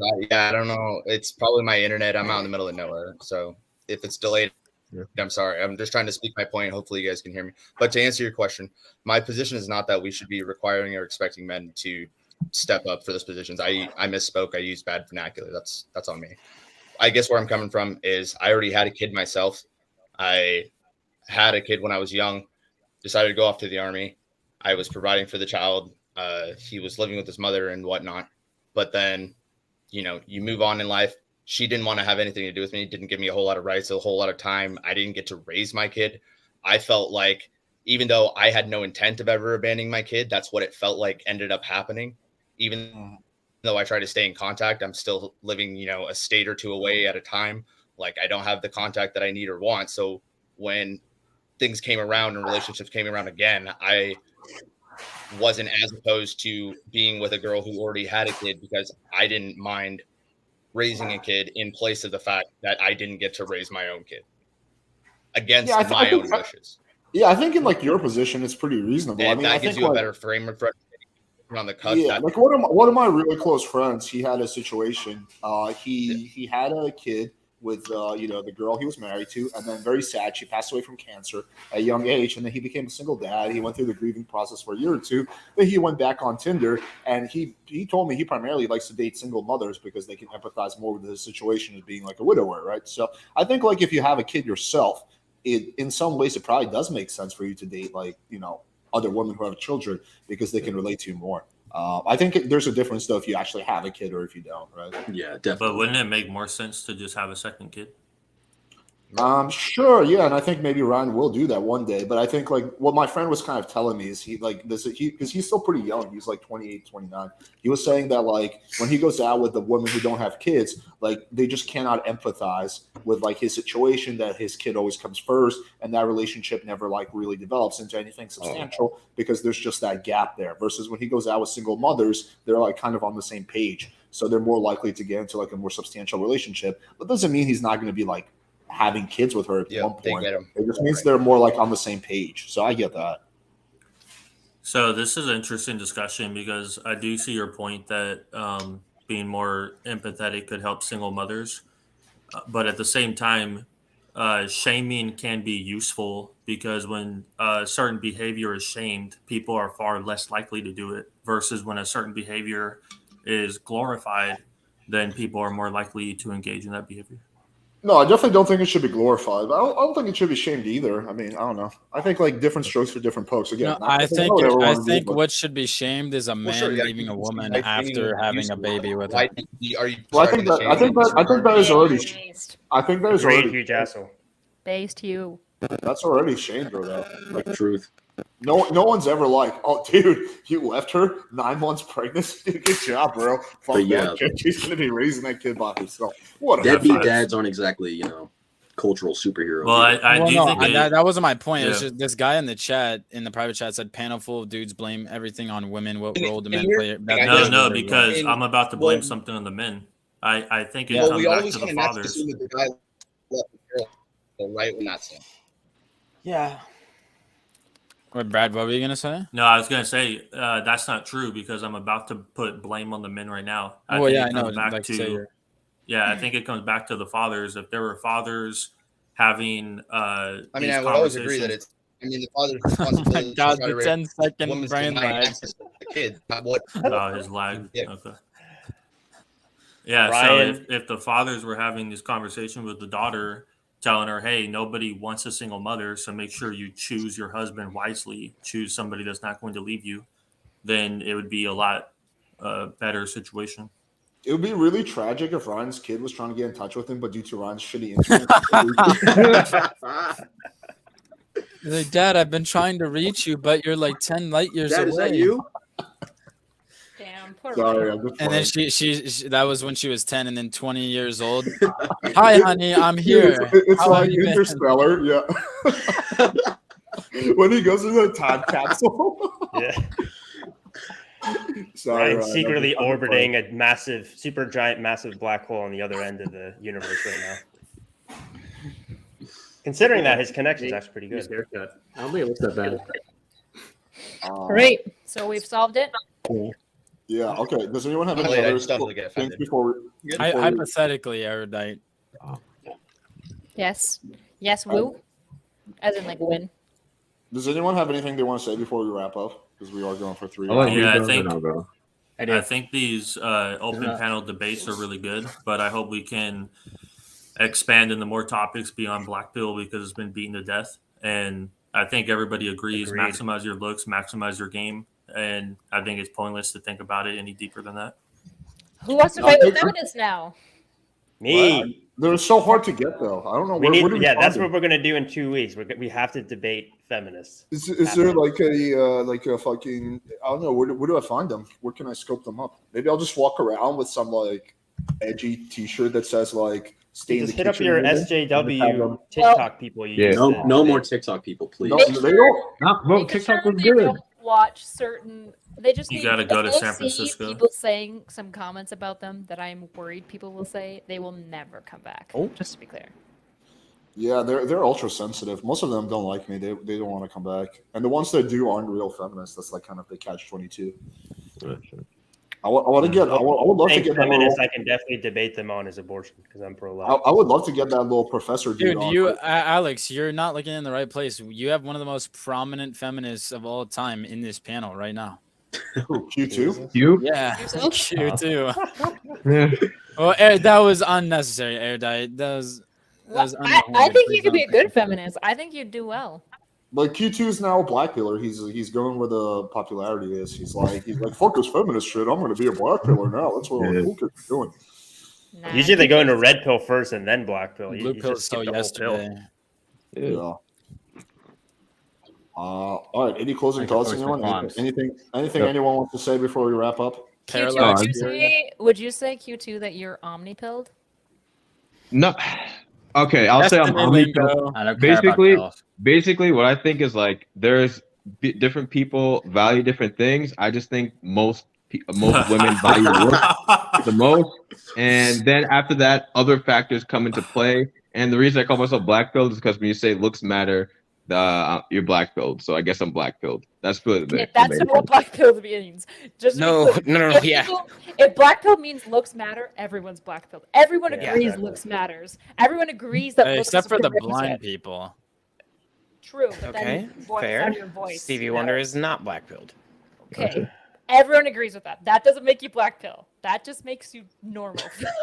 That just makes Okay. me touch Are you sure? No, because like people be like, you can game anything. You can talk your way out of anything. Like I don't agree with that sort of red Black pill. pill thinks that game doesn't exist and that it's almost exclusively all like looks, and some of them might lump in there like status, but they don't think social charisma is a thing. They just don't care about it. This was my last That's what point. differentiates black pill Well, from red pill. it depends on the People black like pillar to you do ask, massive though, scammers, Kyla. by the way. Huh? Gotcha. Sorry, there's too I many said black I said it depends on the black pillar you ask, though. If a black pillar A basically naive- agrees a with all naive of my black positions, pillar. yeah, if they A believe in my naive- positions, they're just not black pilled. I'm sorry, they're just not. A naive shit, black Kevin, you pillar got- would you say got- social you got a charisma debate. doesn't matter. No, it's one of the things the most right on. So but basically, I got, like, He was just on. I was I going to say got put pulled him on. in. I'll debate everybody at the same time on abortion. I have no problem with that. That's Yeah, probably he's my pretty late good at that. there. I'm not gonna hold you. The question yeah, I really that's wanted probably to like ask. the strongest point I can argue for. The question I really wanted to ask sort of got touched on was like it felt like this whole conversation focused on like single moms and women with children. What are we doing about these men that created those children? Well, we were Like, focusing on the consequence of the men. Like that's already an implicit blame placed on the men beforehand, but the women with the daughters and the sons, single mothers, are the consequence of that issue. So no one was just shitting on women. It was, Yeah. I mean, that's Bro, at the Men end of the are day, bad. though, you can understand how it would come across that way, though, right? Like if someone tunes in and all they hear Nah, is you. if they're being you're naive referring about because it, you're no, it's not about naivete. It's about the way you're referring to the women and how you're saying that they somehow hold lesser value for already having children. bro, the women choose the men. On the dating market, they do. I mean, if I'm a man and make 20K a year, I'm low on the dating market as well. Yeah, it's Your the choices same in life thing have for your consequences. It's the nature of existence. I like. Well, I The want women choose the men. I want to answer this question. So PWF, we're offering free neutering services. So basically, if you like 3 of my videos, we're gonna offer you a free neutering session where we basically cut your genitals off and then we sell them to Coach Whitepill for a premium. So Does yeah, do you pair haircuts in with that deal too? At PWF, we're very solution oriented. Because you and I could both use the could have haircut. cut your hair better than that. What I'm with you, dude. We both could use the haircut. I need a re haircut. I need a lineup, dude. It's fucked. What? Fury, what were you gonna say earlier? I know you wanted to hop Look, on. I mean, I've waited a long time for this. Okay, I'd like to voice my qualms with Kevin Ray Water. I'm gonna briefly touch on the sexual revolution. I mean, I don't really care if you say it only happened in the 60s. It built up. I don't really care too much about that, but it builds up upon my next thing, and which I'm working backwards with my qualms with you, which is 3 things. And becomes bigger over time. And then we're on to the superhero makes you an incel. What's interesting though is that to me, Kevin, it seems you refuse to think deep in certain subjects. And it's very obvious in the superhero makes you an incel that you didn't do any research. Because you know nothing about superheroes. It's very obvious in that. I made a distinction. I said superhero bad. movies. Are you a fan of superhero movies? I like superhero movies, but it's an extension of science fiction. Can we set up a separate Fury. debate for this? Because it's going to take a while. Yeah. Well, I don't even know what they're. I want to ask you, Fury. When's the last time you got laid? I don't care. What do you mean you don't care? You're just proving my point right now. You're coming to the defense of superhero movies and you haven't got laid in a while. So Right. You're proving my point. So the incel means you're involuntary celibate. I'm voluntary celibate. There's a difference. Sure. You happy? You're still celibate. You happy? You're sitting here simping for superhero movies or superheroes, So and you're just it's proving an my extension point. You're of proving my what? point. The entire point of the video is that like these grown men are basically becoming like children, and they start worshiping these superheroes at the expense of their personal lives. Okay. I mean, you can worship anybody. You're Worship coming your in dad. here basically as an incel and saying that I'm wrong that superhero movies are But I'm not an creating incel. incels. All right, fine.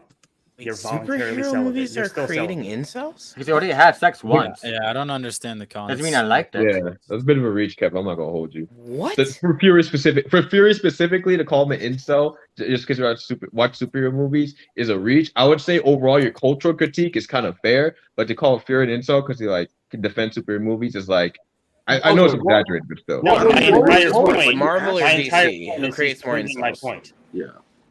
The guy that I know that slays the most poon in the entire world literally sleeps with a fucking Iron Man blanket. I don't understand. No, my critique. Hold on. Well, I didn't my know Coach critique is White not put super. Flutter No, my critique is not the comics. My critique is the superhero movies themselves. Did you guys watch the video in question? I watched part the of it. video I watched a while ago. quite a few times actually. Okay. So No, what's some the of it problem with very my to, like, analysis? of that? Explain my position, please. You, as I recall here. All right, so your position is, because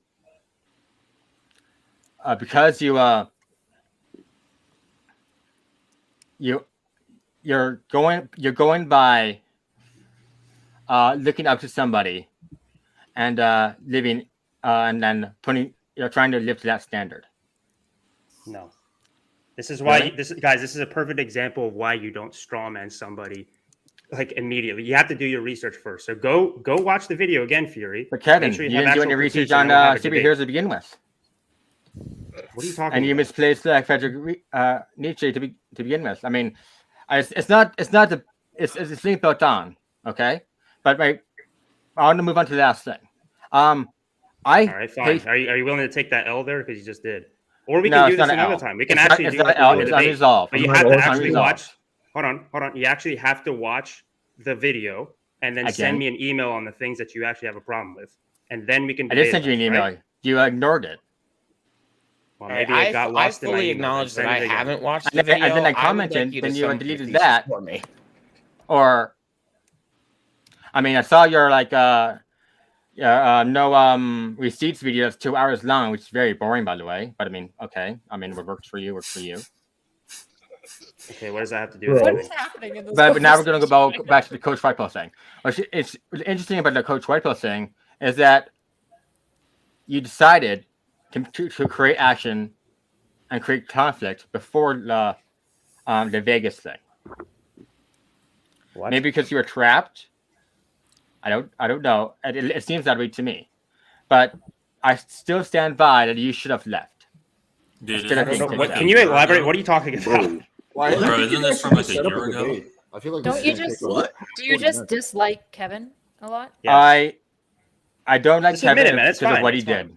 Do you And dislike? I don't like Kevin with not thinking far enough in certain subjects. Well, Kevin is a poopy pants. We all Otherwise, know he's that. fine. Yeah. Kevin is a poopy Because I know pants. it's you. I've seen his pants. I've seen them. They're so Fury notes, I'll concede this point to you. I'm a giant I can poopy care pants less. head. You win. Okay. Win the debate, bro. I got destroyed with facts and logic. Wait, why don't you guys set up like a legit debate? Like, I've actually About what? I literally said fine. The superhero thing is fine, but you don't even know your own position. You're like, Well, Kevin, well, Kevin, you're so wrong about the superhero. I'm like, what did I say? And you're like, I don't know. Well, Kevin, So how am I supposed to debate about that? To be fair, to be traveled to Fury, maybe he forgot. Like, let's let him, read. I spent a lot of time to Great. Let's let him rewatch the video. Alex, come on. I mean, No, because so I he's was proving my mostly, point. He just he's irrationally trying to be comes in and terrible. is like, you criticize my superheroes. You know, Alex. Now I'm going to punch him intellectually. You, Alex. Okay, Alex. Sometimes Kevin, you're too all you fair. do at the end of the That's video your is fault. go like, "Oh, go to the gym." That's it. I don't know. I'm a nice guy. I guess. Alex, Go you to the should gym. go That's it. That's that. Sometimes Go to the You gym. should go to the honest, gym. like, Maybe, I mean, maybe superheroes that go to should the gym help with too. SMV. I really want to take up. Doesn't really matter.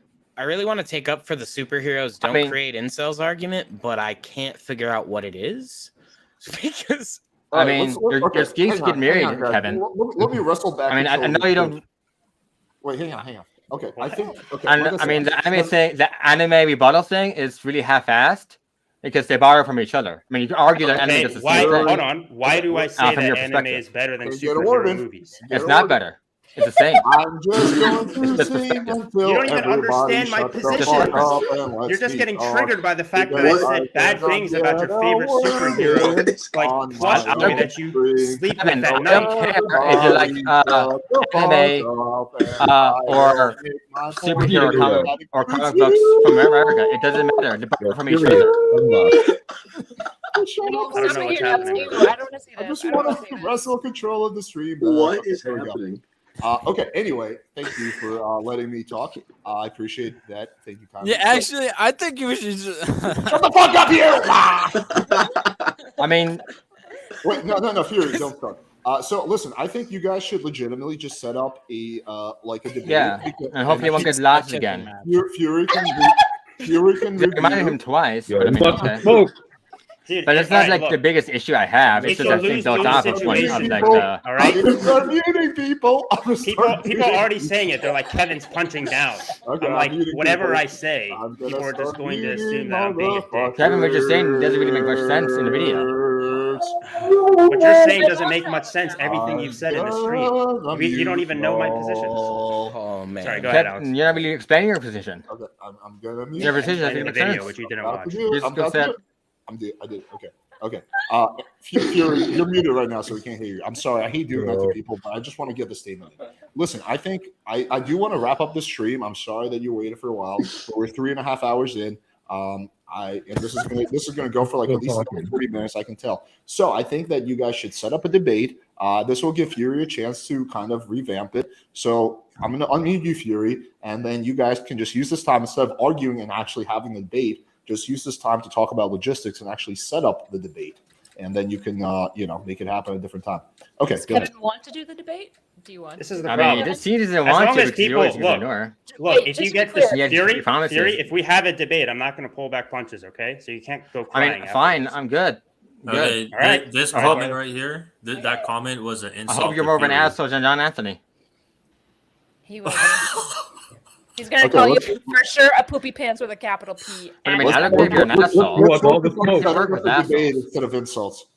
No, I'm telling you, What? people are going to say that I'm Give like it a punching roast. down like that when you Wait, get. Well, that's- okay, that's- why are we public. Just destroyed patronizing? yourself Why already are we within this debate. patronizing Fury by saying Okay. you're punching Yeah, down? if you Fury want. is And Fury also, is far Fury more is intelligent challenging than Kevin. Evan. All right, that's Devin, fine. to me, you're just Perfect. running away. Perfect. As long as nobody says that shit, that's fine. All right, Fury. No we'll do one's it. going to say it. Sounds good. Bro, that's not Yeah. you. I you will. saying I will as- put. I had you a saying stream as planned long for as tomorrow. nobody I'll says put that aside, and we'll have Someone's our debate gonna tomorrow. say How it. about that? You free tomorrow? Someone's Great. gonna say I it. can skip Coach White Pill.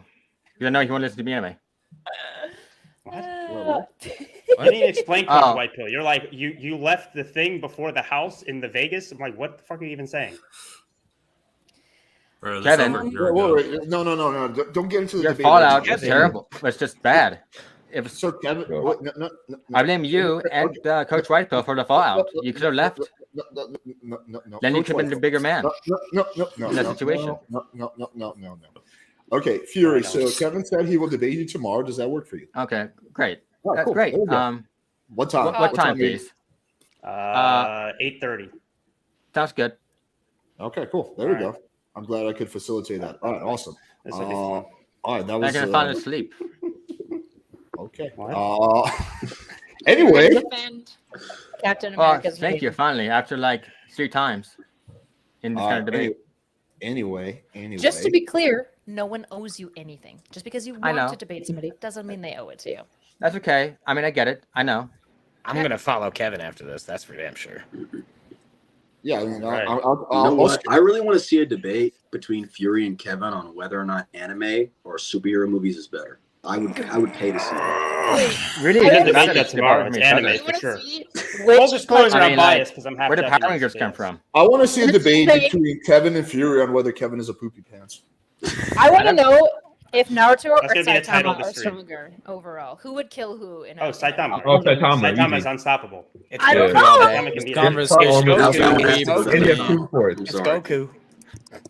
All right, Oh, anyway, okay. Love This seems Goku, exciting, but I mean, Saitama's unstoppable. He's the GOAT. should be fun. Anyway, any last closing thoughts before we wrap up? We're 3.5 hours in, so please keep it short, ladies and gentlemen. As an ugly married man, charisma fucking matters. That's all I got for you. Okay, fair enough. Brad, closing thoughts? What an ending statement. Yeah, I really like Kevin's last video. The red pill they sold you is a lie. I think it's his best video. I was not a, Kevin's come a long way. It's his best video. So, thanks, Okay. brother. Niles? Appreciate it. Hugh, never go to the barber you went to last time ever again. Niles, I think he's real. I'm gonna fuck you up. All right, Hugh, Q2, closing thoughts.